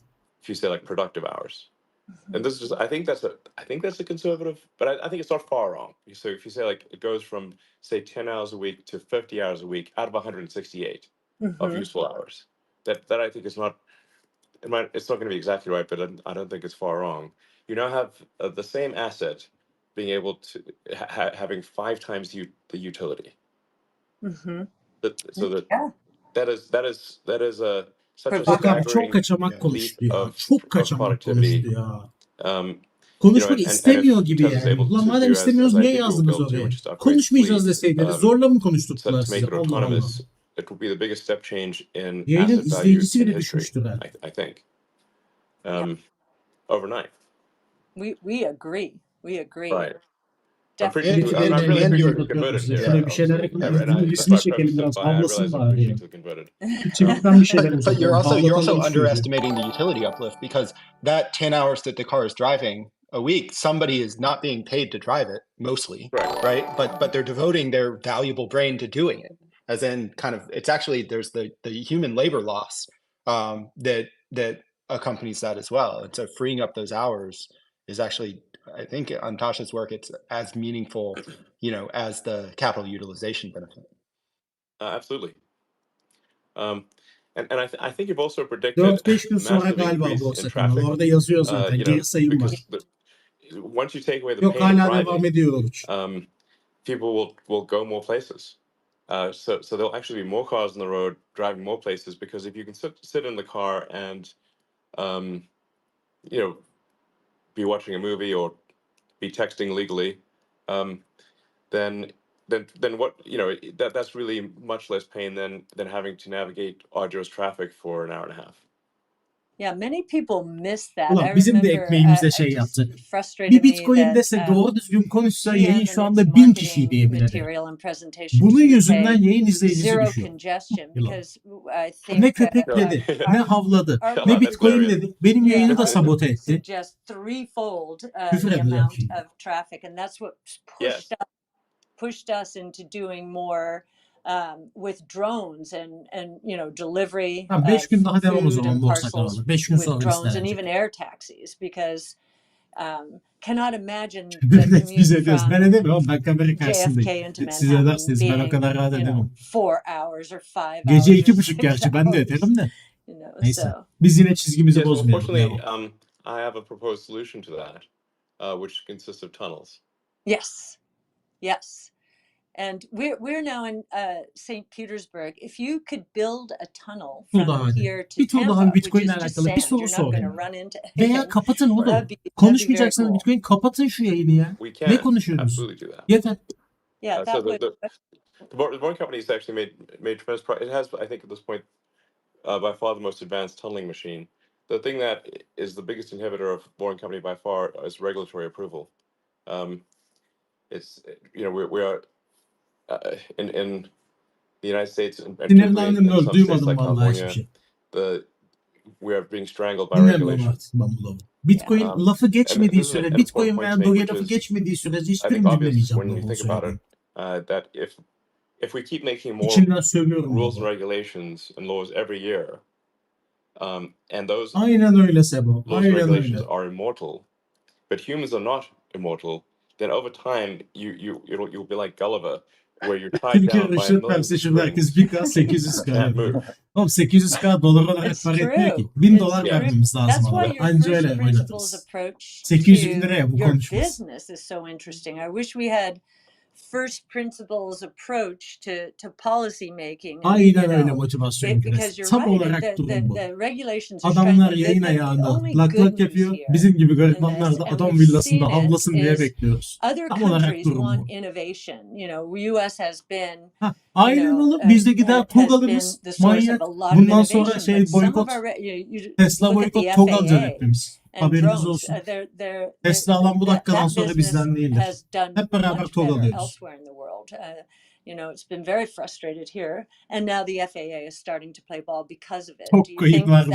that Bir şeylere de çok siyasi şakaya dynamic or gidiyor. regulatory arbitrage will change things anytime soon, or do we just need someone to come in first principles and kind of Togcular da şiv alıyormuş. convince everyone Togcular da meme alıyormuş. get a white sheet of paper. Şeyin tam tersi meme alıyoruz biz de. Not start all Doge over, but you know what I mean. I think we need to have a process for garbage collection of rules and Daha regulations. yok onaylanma bekliyoruz. That O sırada Cybertruck Bakan Doğukan Doğan. deleting rules and regulations, Cybertruck çok hoşuma gidiyor. Then we'll obviously just end up in a situation where everything's illegal. Yes. Yes. Which is where we are, and kind of the bigger and more complex the state is. ETF onaylanması hakkında ben nasıl bilgi vereyim? SEC verecek onun you just bilgisini. have, I guess, first approximation, the number of regulators you have is proportionate to your population. So, although Texas and Florida do better in that regard, but there's just Bir tam so many rules and 777 regulations izleyici in vardı. California, 77 benim New York, uğur sayım ekran like you görüntüsü say, aldım o yüzden. LA O yüzden County, durdurdum sizi. 777 yakalayınca bir City of ekran LA. görüntüsü aldım. Now you've got Bakın o kadar bir sordular Bitcoin'i. Dünyanın en kaçamak cevaplarını verdi. Hiçbir şey söylemedi yani. Bir daha konuşacak diye bekliyoruz. Başından beri yayında olan bir biz varız zaten. Herifin parodi hesabıyla biz başından beri izliyoruz sadece.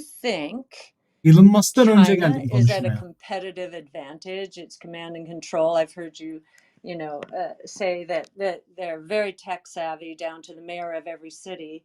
Do you think what has happened over that there's a dynamic Hadi changing, avla maybe sokak köpeği de yok they've orada avla satıyor. they've over leveraged after 20 years of Sokaktan geçen biri basically avlasından buying the yeter. dip was the right thing to do until it wasn't.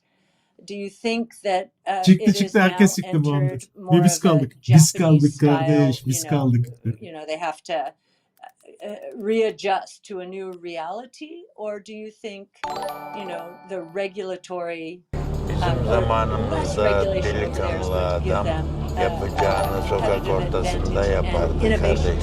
İşte ondan sizin zamandan kimse kalmadı. Hepsini temizledik. Ben kaldım kardeş. China is not immune Ben to kaldım. government access regulation and laws Ben in the kaldım United States or kardeş. Europe. Ben kaldım. Hadi They, bakayım.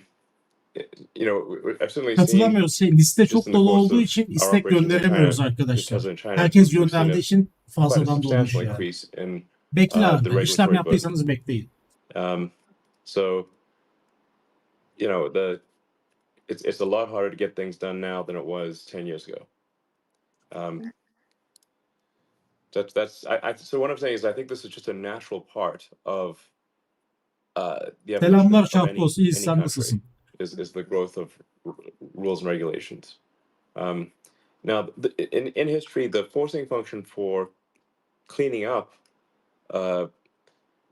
bad rules and regulations or sort of archaic rules and things that don't really matter anymore has been Video war. yok. That has Sesli been konuşuyorlar what has sadece.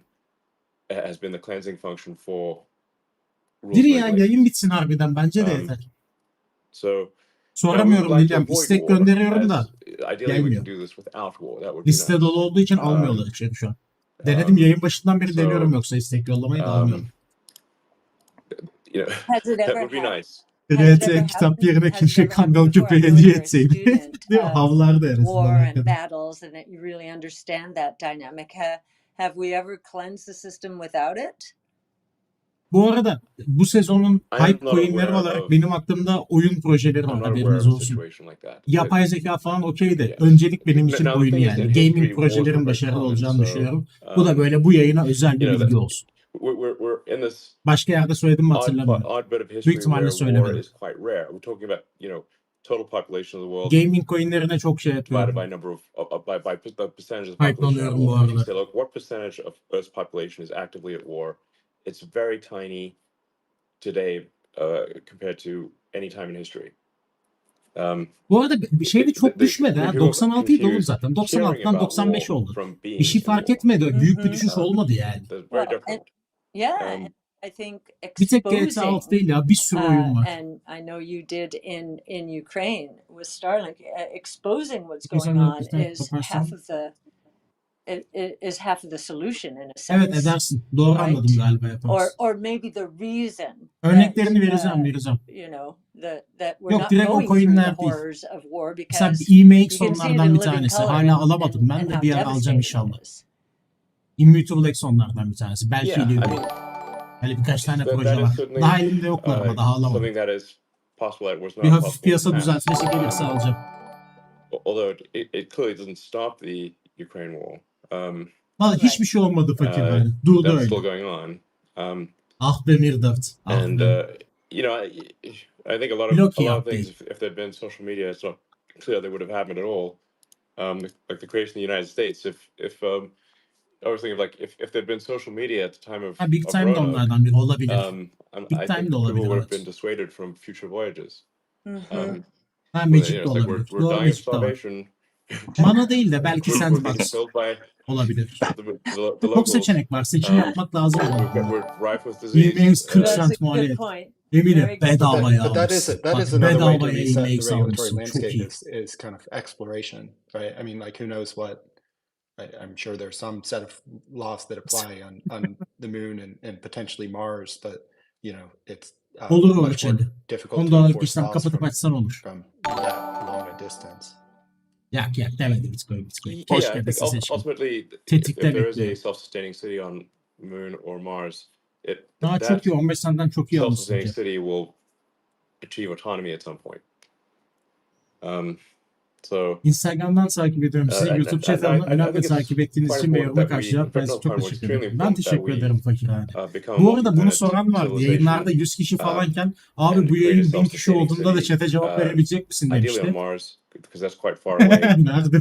from Earth, and I think if something Onlara were to gelsin take down bu. Earth civilization, then Boş yapıyorlar it's Ahmet less şu an. likely to take out a Mars civilization, because Earth and Mars are only in the same quadrant of the solar system, for 6 months every 2 years. So you've got a lot of separation, and I think. I think a lot about the Fermi paradox of where are the aliens. I've seen no Müslüm abi evidence of kendi aliens. kanalımı People kurmak ask me istemiştim. O yüzden if hayal. I've seen any evidence of aliens, and I would immediately shout from the rooftops and from the X platform. O kadar boş yapıyorlar ki şu anda. Any Vallahi evidence sana whatsoever anlatamam. about aliens, I would be Eyvallah I MMA would be fight. talking about it immediately, and I have thus far seen Babalar that. sözünü tutar. That's a Basınla concern, özünü yıkar. because it means that we Öyle bir perhaps video are çekeceğim. alone, and and maybe there were many other civilizations. Kaçırmıyorum Recep. Haberin olsun. Yani, emin ol kaçırmıyorum. Kaçırsam piyasada hareket görürsün zaten. Hani öyle düşün. Eğer bir anda bir hareket olursa şu ekranda ben kaçırmışım demektir. Ama sanmıyorum. Ben kaçırmam oğlum. Benim iyi izlediğim. Ben niye kaçırmayayım? Ben de bir daha sorabilir gibi geliyor Mustafa. O yüzden bekliyorum. Yoksa çoktan kapatmıştım ya. Now, I do want to emphasize this is not some escape hatch from Earth, because people misinterpret this as like some escape hatch from Earth. This really doesn't apply to me personally, because I will probably die in, I don't know, 40 or 50 years. Hala basit seviyede bu işlerden anlasam da şu ana kadar gördüğüm içerik üreticiler arasında en kaliteli, en dürüst adam sensin abi. Sen hep arttı, bana çok şey kattın, sana çok teşekkür ederim. Ben çok teşekkür ederim kampiyon bu yazın için. Çok mutlu ediyorsunuz beni bunları yazınca. Çok teşekkür ederim. Gerçekten. Beni en çok mutlu eden şeyler bu mesajlarınız.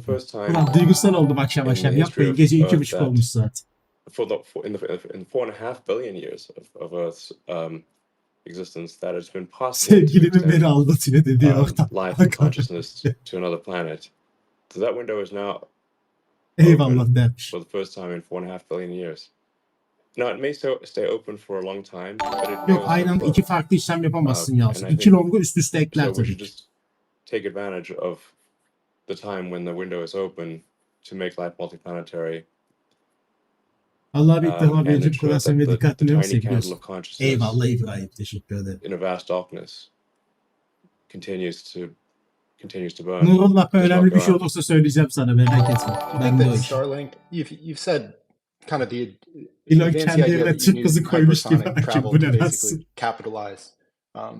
Kankam ne konuşuyoruz? Çıkmadı mı hala? Millet dinliyor mu? Hala 35 bin kişi dinliyor. Ben anlamıyorum ya. Do you still need that second kind of like business model built on top of SpaceX? Okuyayım Türkiye. Şimdi gördüm. Bitcoin halving'de BTC uçacak mı? Hayır. Bitcoin halving günü %99 Bitcoin düşecek. Halving günü bence düşer. Ben öyle düşünüyorum. Öncesinde yükselir, sonrasında yükselir ama tam halving gününün ben yükseliş olacağını düşünüyorum.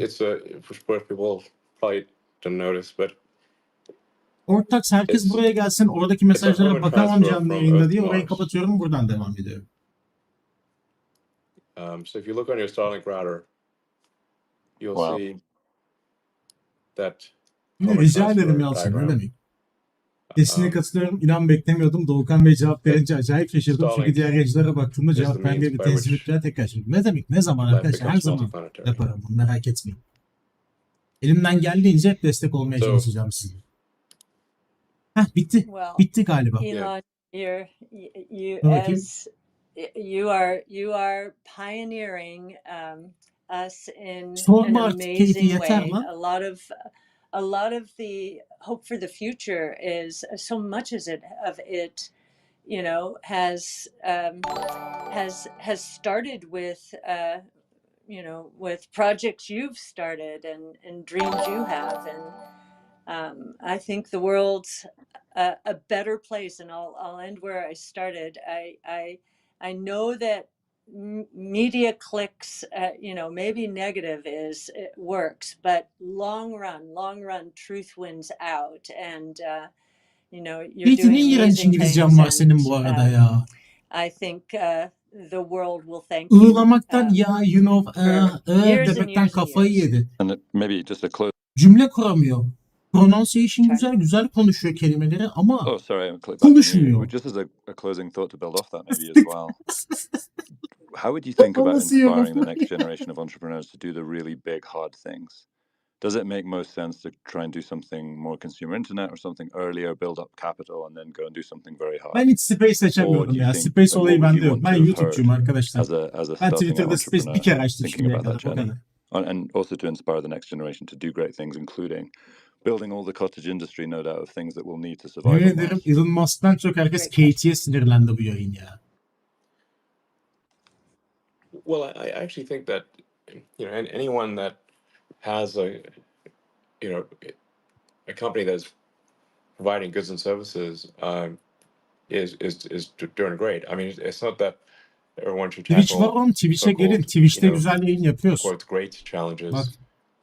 Twitch linkini atayım. Twitch'te keyifli yayınlar oluyor. Orada daha müzikli, oyunlu, eğlenceli falan oluyor. Probability of failure is Twitch'e very gelin high. istiyorsanız. Twitch yayınları I mean, keyifli I oluyor. think just try to be useful. Tam bizlik is ortam. my Şu kadar kişi advice. Twitch'te olsa It's var very ya difficult bak to be useful. neler yaparım. Bak neler yaparız. Twitch'te bir eğleniriz var But, ya bu just like kadar. total Size errand anlatamam. of how useful have you been to other people? Ozikar şeye katılman, Launchpad'e katılman lazım. It's very Launchpad hard yoksa to make that yapamazsın. a big number. So it's really just try to be Gelin useful. gelin Twitch'e gelin. Twitch tarafı güzel. And make Kaçırmayın great lütfen. products and Eğleniriz services yani. that people want and make their lives better. Buradan sonra olmaz o bir That's yeter. it. Kaç And, saat yaptık lan ya.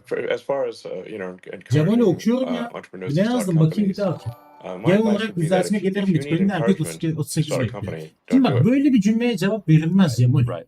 Şu anki yani.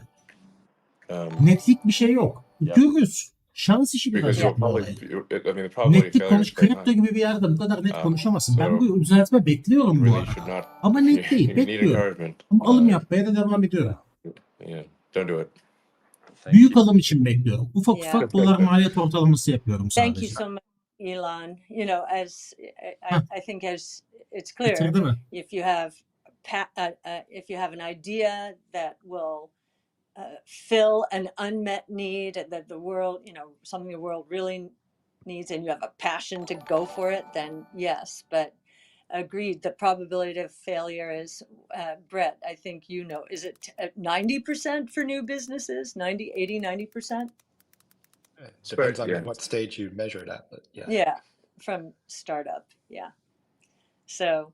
But that said, anyone that doesn't need encouragement, we'd love to hear from you for the Arc Venture Fund. That's good.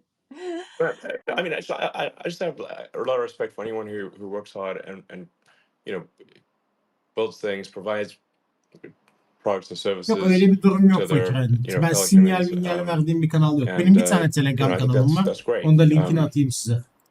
Burada just bilgilenme a lot of amaçlı respect konuşuyoruz. for an honest day as well. Öyle şey yok. Sinyal atmadır. Coin vermedir. Lan öyle şeyler So, yok. Haberimiz All right, olsun. well, it's been a great discussion. Yeah, thank you, Elon, so much. Yeah. This is great. Ne thank you Elon, ne take You're ne welcome. great. Yeah. İğrenç bir And space'ti. you know Delirtmeyin what, beni. Elon? I think the world needs more of this kind of conversation. So Hayır böyle maybe bir şey. every once Biz in a diyor ki while we can dünyanın böyle şeylere daha çok we can ihtiyacı do this var diyor. again. Böyle space'lere. Hayır Sure, yok. sounds good. Happy to do it. Okay. Böyle bir konuşma Thanks so istemiyor much. kimse. All right, Thanks, bye. Al. Al işte. Gençler bitirdik. Thank you all. Bir ben kaldım içeride. Biz kaldık kardeş, biz kaldık. Ne diyorsunuz? Bir cacık olur mu bu muhabbetten? Neyse. Şunu söyleyeyim. Yayın çok eğlenceliydi bak. Bizim taraf aşırı eğlenceliydi. Ben çok keyif aldım. Çok mutlu oldum. Hani bu gece herhalde başka bir etkinlikten bu kadar fazla keyif alamazdım herhangi bir yere gitsem. Haberiniz olsun. O yüzden hepinize çok teşekkür ederim burada olduğunuz için. Elon Musk cacık çıktı. Bak onu da söyleyeyim. Bu adam cacık çıktı. Bundan bir şey çıkmaz. Özgür haklı. Özgür haklı. Harbiden öyle. Ama harbiden benim tarafımdan çok eğlendim. Haberiniz olsun. Mehmet gideceğim. Bu aralar bir ara vermiştim ama gideceğim tekrar. Ve evet yayın eğlenceliydi. Bunda hiç sıkıntı yok. Ekrem abi zardan düşseydi bari. Çok iyi. Ya evet piyasayı hareket ettirmek istemedi birazcık Elon kankamız. O yüzden ona yapacak bir şey yok. Takılsın böyle abi.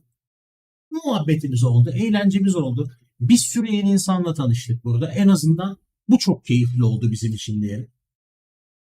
Sizlerle muhabbet etmiş olduk, sizlerle sohbet etmiş olduk. Benim bir sürü tanıdığım yeni isim oldu. Sizler beni tanıdınız belki. Güzel oldu o yüzden. O yüzden bir sonraki yayınlara mutlaka hepinizi beklerim. Kanalı takip etmeyi, bildirimleri açmayı unutmayın. Her yerde şu kalabalık bu güzel ekiple. Bak değil mi? Banlamadan 1000 kişi neredeyse yayın yaptık ve ben bir kişiyi bile banlamadım veya susturmadım. Hani bir tane pislik yapan çıkmadı anladın mı arada? O yüzden bence çok okey. Yorulduk da dinlenelim lan. Furki geldi yine en bir soru. Her yayın gelip bunu soruyor adam. Twitch yaparız. Twitch yayını yaparız. Twitch linki yukarıda sabit zaten. Orayı da takip edersiniz. 500 kişi varken de ben yayını kapatamam biliyor musunuz? Hani 500 kişi varken ben yayını kapatamam. Ben böyle bir şey. Çıkın oğlum. Çıkın yayından öyle kapatayım. Hepiniz gitmezseniz ben bu yayını kapatamam. Ben size söyleyeyim. Gençler ben maksimum şimdiye kadar bu yayını açmadan önce tam kanal büyük eyvallah. Ama ben maksimum gördüğüm sayı ne kadardı? 180 falandı. Anlık olarak 180'i görmüştüm ben. Bu yayın 850'yi gördük. Hani anladın mı? Çok büyük sayı. Çok büyük sayı. Önce sen kapat. Ne? Eyvallah Adem. Çok teşekkür ederim. İnşallah diyorum ya hep böyle devam ederse ben de yayınlarda çok eğlenirim ve size çok fazla yayın açacağım. Ya abi izleyici sayısının yüksekliğini görmek bana çok büyük bir keyif ve şevk veriyor böyle bir şey yaparken. Tam 100 kişiye de keyif alıyorum tabii ki ama 800'e tabii ki ayrı keyif alıyorum doğal olarak. Uyu Enes bir şey olmaz artık. İnşallah arkadaşlar. Ya tabii yayının kapağının da çok etkisi var. Farkındayım onun da. Bekliyordum da harbiden bir şey ve gelmedi. Konuşmadı. Ne yapalım yani? Kovir misin agam giderim. Ama ben sizi kovamam normalde de ne yapayım yani? Sizin de işiniz gücünüz vardır. Sabah erken kalkmanız lazım. Ben de erken kalkarım. Sabahça yap spora falan giderim belki.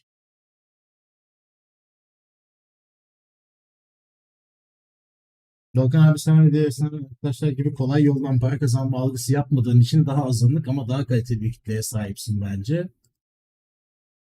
Bu çok daha değerli. Çok teşekkür ederim Champions. Ben onu yapmak istiyorum gerçekten. Burada gelin bir anda para kazanabilirsiniz. O zengin olun. 1 liraya Lamborghini alabilirsiniz falan diyebilirim de. Abi kimseyi kandırmaya gerek yok ya. Böyle saçma şey mi olur? Milleti dolandırmaya gerek yok yani. Gece 3'ü bekleyelim 15 dakika kalmış. Bekleyelim günlük kapanışı yapalım öyle gideriz en kötü. Ben bekleyelim 15 dakikada. Kalanlarla 15 dakika daha takılırız. Gidenler gitti. Zayıfları eledik beyler. Devam. 400 kişi devam. Hocam size ilk defa dinlemek nasip oldu. Abone oldum. Sohbetiniz çok keyifli. Artık sizinleyim. Emeğinize sağlık. İyi geceler. İyi geceler ARS. Çok teşekkür ederim. Eyvallah ne yaptın be ailesi. Çok teşekkürler. Ya Zefur küfür edeceğim. Ne oldu? Sal beni. Sürekli koyun ne olur diye. 2 yayındır aynısı. Yok daha açmadım Telegram'ı. Yayını kapatınca açarım Telegram chatimi. Abi çekirdek karada kaldıysa ETF'leri onaylayalım artık. Basıyorum düğmeye. Okeyseniz ETF'leri onaylıyorum şu anda. OKEX linkini atayım tabii. Bir saniye.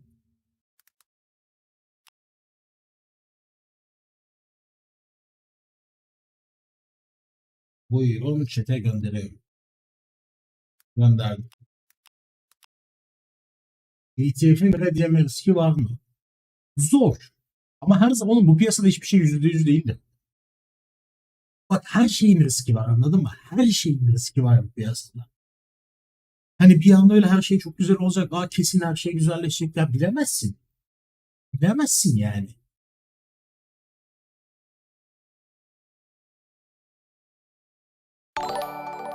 Aynen gönderebilirsiniz Oruç. Hiçbir şey olmaz yani. Launchpool hasat etmenizle etmemeniz arasında hiçbir fark yok. Yok, bir işlem yaptıktan sonra hasat bekliyorsun sadece.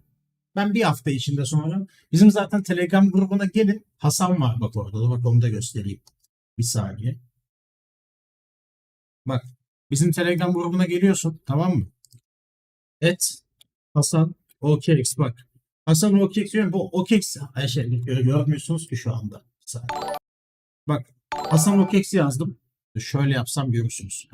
Bak şu arkadaş, bir derdiniz olduğunda OKX ile alakalı hop etiketleyip soruyorsunuz, cevap verir. Haberiniz olsun. OKX ile ilgili herhangi bir derdinizi yazıp sorabilirsiniz. Bir sorun yaşarsanız falan filan. Bu sistem de var Telegram'da, yani her şeyi çözdük. Merak etmeyin. Sizin iyiliğiniz için bende hepsi var.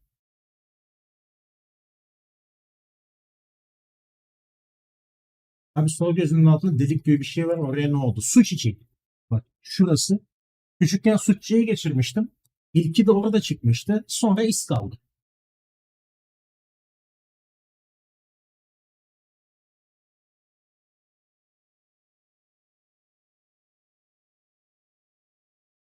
Neye inan, dur bakayım. Ne yazmışsın? Abi ön dıştan artık coin aldım. Cüzdanıma gelmedi yani. Dolandırılmış olabilirsin yani, evet. Nereden aldıysan, kim sana al dediyse ona sormam lazım. Ben neyi aldığını bilmiyorum ki.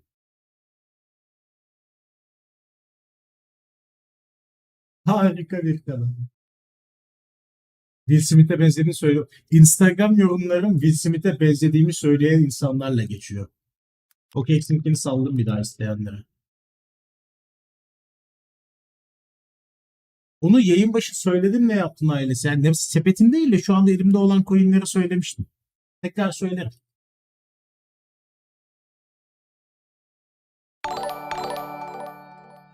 Bir tanesi bak fakirhanede yazmış benim YouTube'un altına. Instagram'ın altına.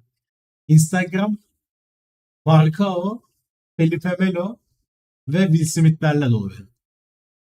Instagram öyle büyüdü galiba. Sırf onları yazanlar sayesinde büyüdü benim Instagram. 55.000 takipçiye geldi.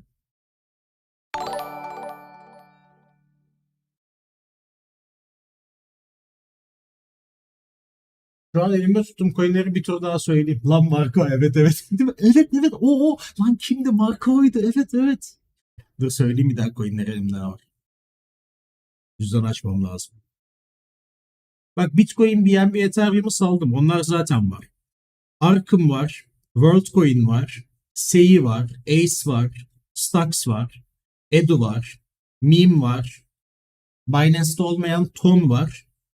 Aptos var. Neutron var. Cyber var. Arbitrum var. Elimde bunlar var şu an. Hiç sorun değil.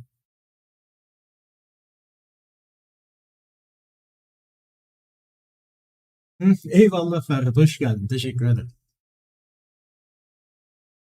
Boğa'da ne yapmamayız hocam? Hamza bunun videosunu çekeceğim kanalda. Olur ya, şampiyona. Birazcık piyasa yükselmeye başladığında o kitle geliyor. O yüzden bu aralar dolandırılan çok fazla oluyor yani piyasada. Yapacak bir şey yok. Sorabilirsin tabii ki o şeyi.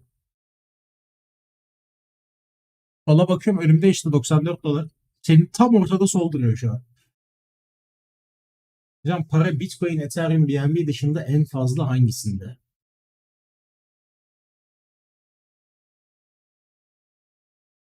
Selam. Selam. Ben de. O Monero'dan başkalar çıktı MMA onun için ya. Bir de tam teknolojisini incelemedim. Çok eskide kaldığı için de Monero coin çok bakmıyorum. Ya niye sevmeyeyim seni İlkay, seviyorum. Bu arada ortalama bir sepet kaç x yapar sence abi diye soru sormuşsun. Ben bunu nasıl cevaplayayım İlkay? Sepetine bağlı. Binlerce coin var. Sepetine hangi coin'i koyarsan ona göre yapar. Bunu nasıl cevaplayayım ben? Gözünü seveyim, soruya göre yani her soruyu cevaplayamam. Öyle sorular soruyorsunuz ki.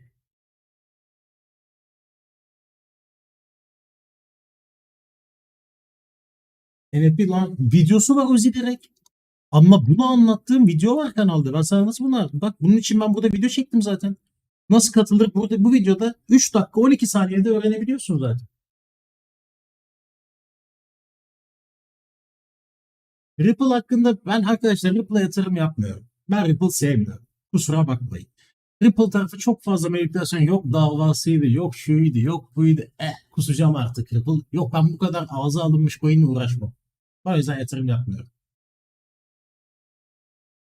Injective valla olabilecek gibi duruyor İsmail ya. Ağı güzel gidiyor galiba. Injective yok ama elimde, o yüzden bir şey diyemem. Ben yatırım yapmıyorum. Kötü bir projede değil gibi gözüküyor şu aralar. Çok hype geldi ama. Rica ederim Feride, ne demek.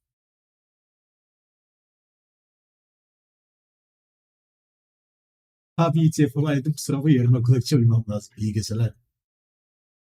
10 dolarlık 10x işlem açtığımda Binance'de kaç dolar komisyon ödüyorum? Yani kaç dolar karlı kapatmalıyım benim? 10.000'de 2 ödersin limit işlemlerde, 10.000'de 5 ödersin market işlemlerde.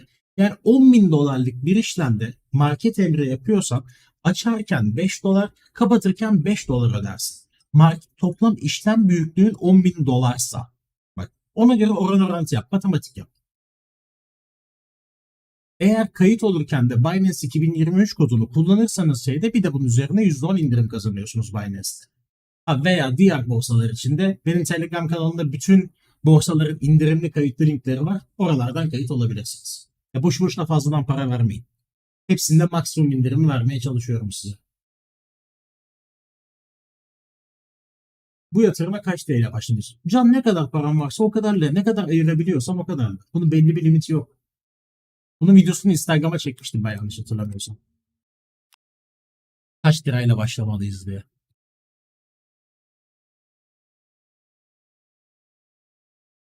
Short video olarak çekmiştim ben bunu. Dur bakayım, duruyor mu? Nerede o?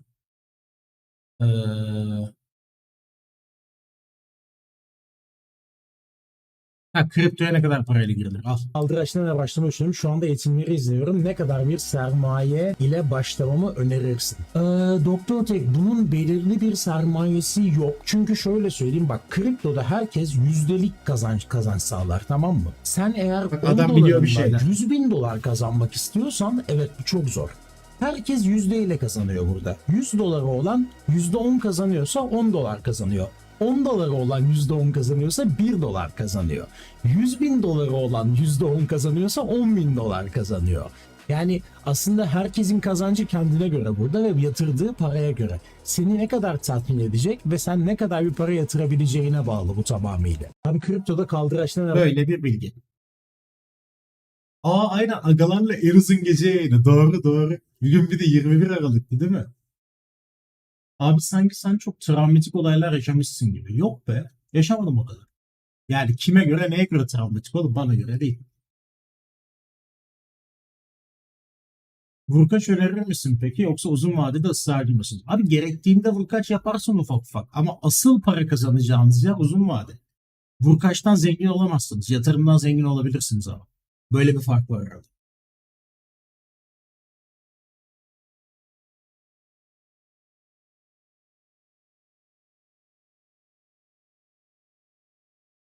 Vergi olayı olumlu bir hava yaratır. Ne yaptım ben? Çünkü vergi geldiğinde devlet kripto paraları tanıdığını resmen göstermiş oluyor. Diyor ki bu bir yatırım aracıdır. Ve siz buraya yatırım yapabilirsiniz ve ben de buradan vergi alacağım. Legalleşiyor aslında yaptığımız iş. O yüzden çok daha mantıklı bir olay. Yani belki kazancın %10 azalacak vergi verdiğin için, ama %100 artacak. Hani anladın mı mantığı? Kapanış geliyor, bekliyoruz. Bu beğeni hiçbir fikrim yok Emrecan. Ama işe yarıyordur, basın yani. Beğeni ne olur yayın. Ne olacak?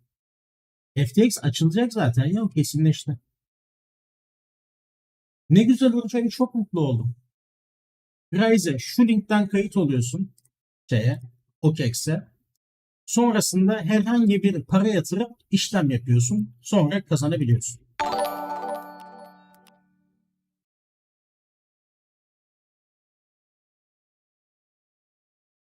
Tamam. Kripto arzından çok fazla para kazanamazsınız küçük sermayeyle. Paraya göre kazanılıyor çünkü launch bundan. Yoruldum Emintallah. 2 saattir konuşuyoruz burada. Kaç saat oldu yayın açalım? 2,5-3 saattir konuşuyorum. Sesim o yüzden gitti. Normalde iyiydi de. Sesim gitti yani.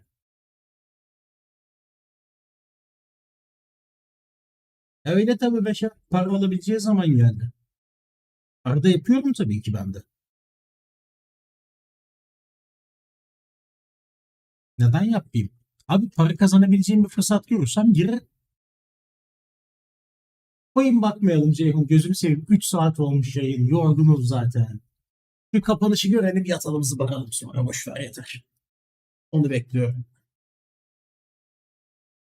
Yayın kalabalık olunca çok hoşuma gitti. O 300 kişiyi 500 kişiyi gördüm ya orada. Harbiden eyvallah hepinize yani. Bu kanalın böyle bir gaza ihtiyacı vardı. Eyvallah Alpas. Ben de seni seviyorum.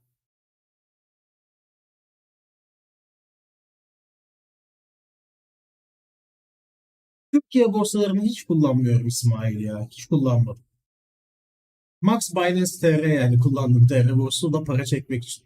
Onun haricinde kullanmıyorum. Ee, var sakınca Feride. Sizlerle vurkaç işlemlerimi paylaşamam.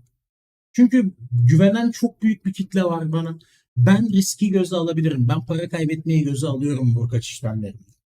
Ama siz onu alamayabilirsiniz. Bu şeyi olduğunu düşünmüyorum. O yüzden spot alımlarımı paylaşıyorum. Ama vurkaç alımlarımı paylaşmam. Kusura bakmayın yani. Evet evet Emrecan katılıyorum. Twitch'i takip etmeyen var mı hala bu arada? Twitch'i takip etmeyen olduğunu düşünmüyorum. Ha, sabitlerde varmış ama ben yine de atayım şöyle. Bir Twitch'e geleyim yani. Oğlum ben Twitch'te yayın yap. Ben normalde full Twitch izleyen biriyim, tamam mı? Sabah akşam Twitch izleyen biriyim. Televizyon izlemem ben zaten. YouTube Twitch'te kalırım. O yüzden Twitch'te yayın açmayı çok istiyorum. Ama Twitch'te yayın açıyorum 20-30 kişi oluyor. Muhabbet dönmüyor, sarmıyor. O yüzden açmıyorum. Abi paylaş kaybedersem sana sıçratayım. Öyle. Sen suçlamazsın Feride ama biri gelir yani suçlaması da değil bak. Ben para kaybetmeyi göze alırım. Ama sizin paranızı kaybetmenizi göze almam. Sizin paranız benim için benim paramdan daha değerli. O yüzden yapamam yani. Kusura bak.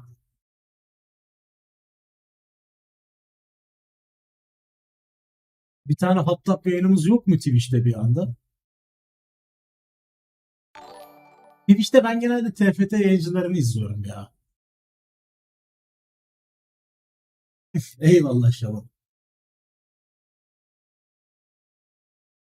Aa, dur günlük kapanış geldi. Ya hiç de bir bak olmadı. Abi, günlük kapanış. Boşu boşuna kaldık buraya kadar. Atarız, CS atarız, LoL atarız, TFT atarız, Valve atarız. Var bende hepsi. Takip ettiniz mi Twitch?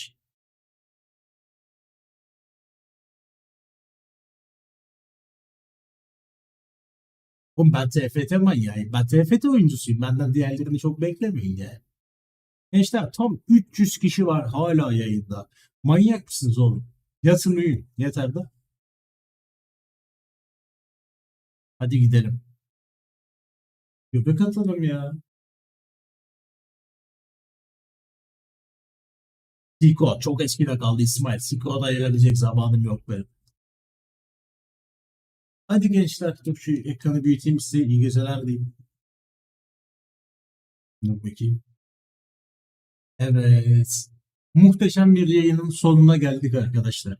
3 saat boyunca benimle burada olan herkese hatta arada gelip gidenlere de dahil çok çok çok teşekkür ediyorum. Çok eğlendiğimiz, çok mutlu olduğumuz, çok güzel yeni insanlarla tanıştığımız keyifli bir yayın oldu. Kendinize çok tatlış bakın. Kanalı takip etmeyi, beni hatta diğer her yerden takip etmeyi, bildirimleri açmayı unutmayın. Hepinize her yayına, her videoya bekliyorum. Kendinize çok güzel bakın. Haydi iyi geceler. Görüşürüz.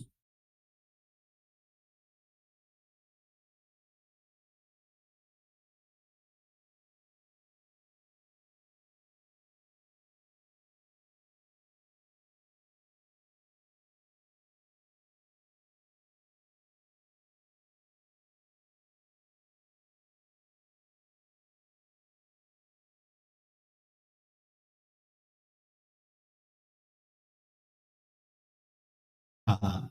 Aha. Ha. Aa. Bir dakika çıkınca korkmayın. Zayıfları eledik beyler. Devam. Azaldıkça biz geri Azaldıkça geri geliyoruz. Kandırıldı. Ama marul terimlerinden alışmadınız mı? After credits vardır her zaman. Kapanır, bir tur daha gelir, sonra biter. Bizde de böyle. Yok yok, hadi kaçalım. Yeter. Hadi öptüm sizleri, görüşürüz.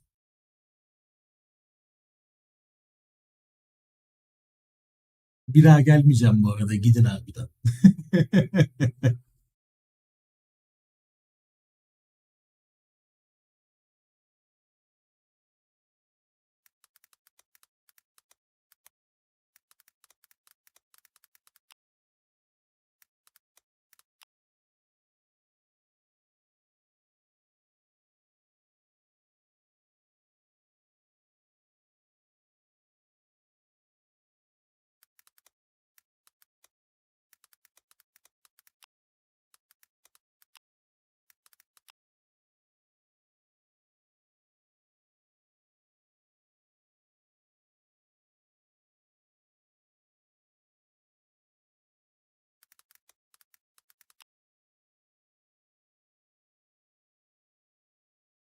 Hop bir anda geldim ama gidiyorum bu sefer. Hadi böyleyken gideceğim bu sefer. Hadi bay bay.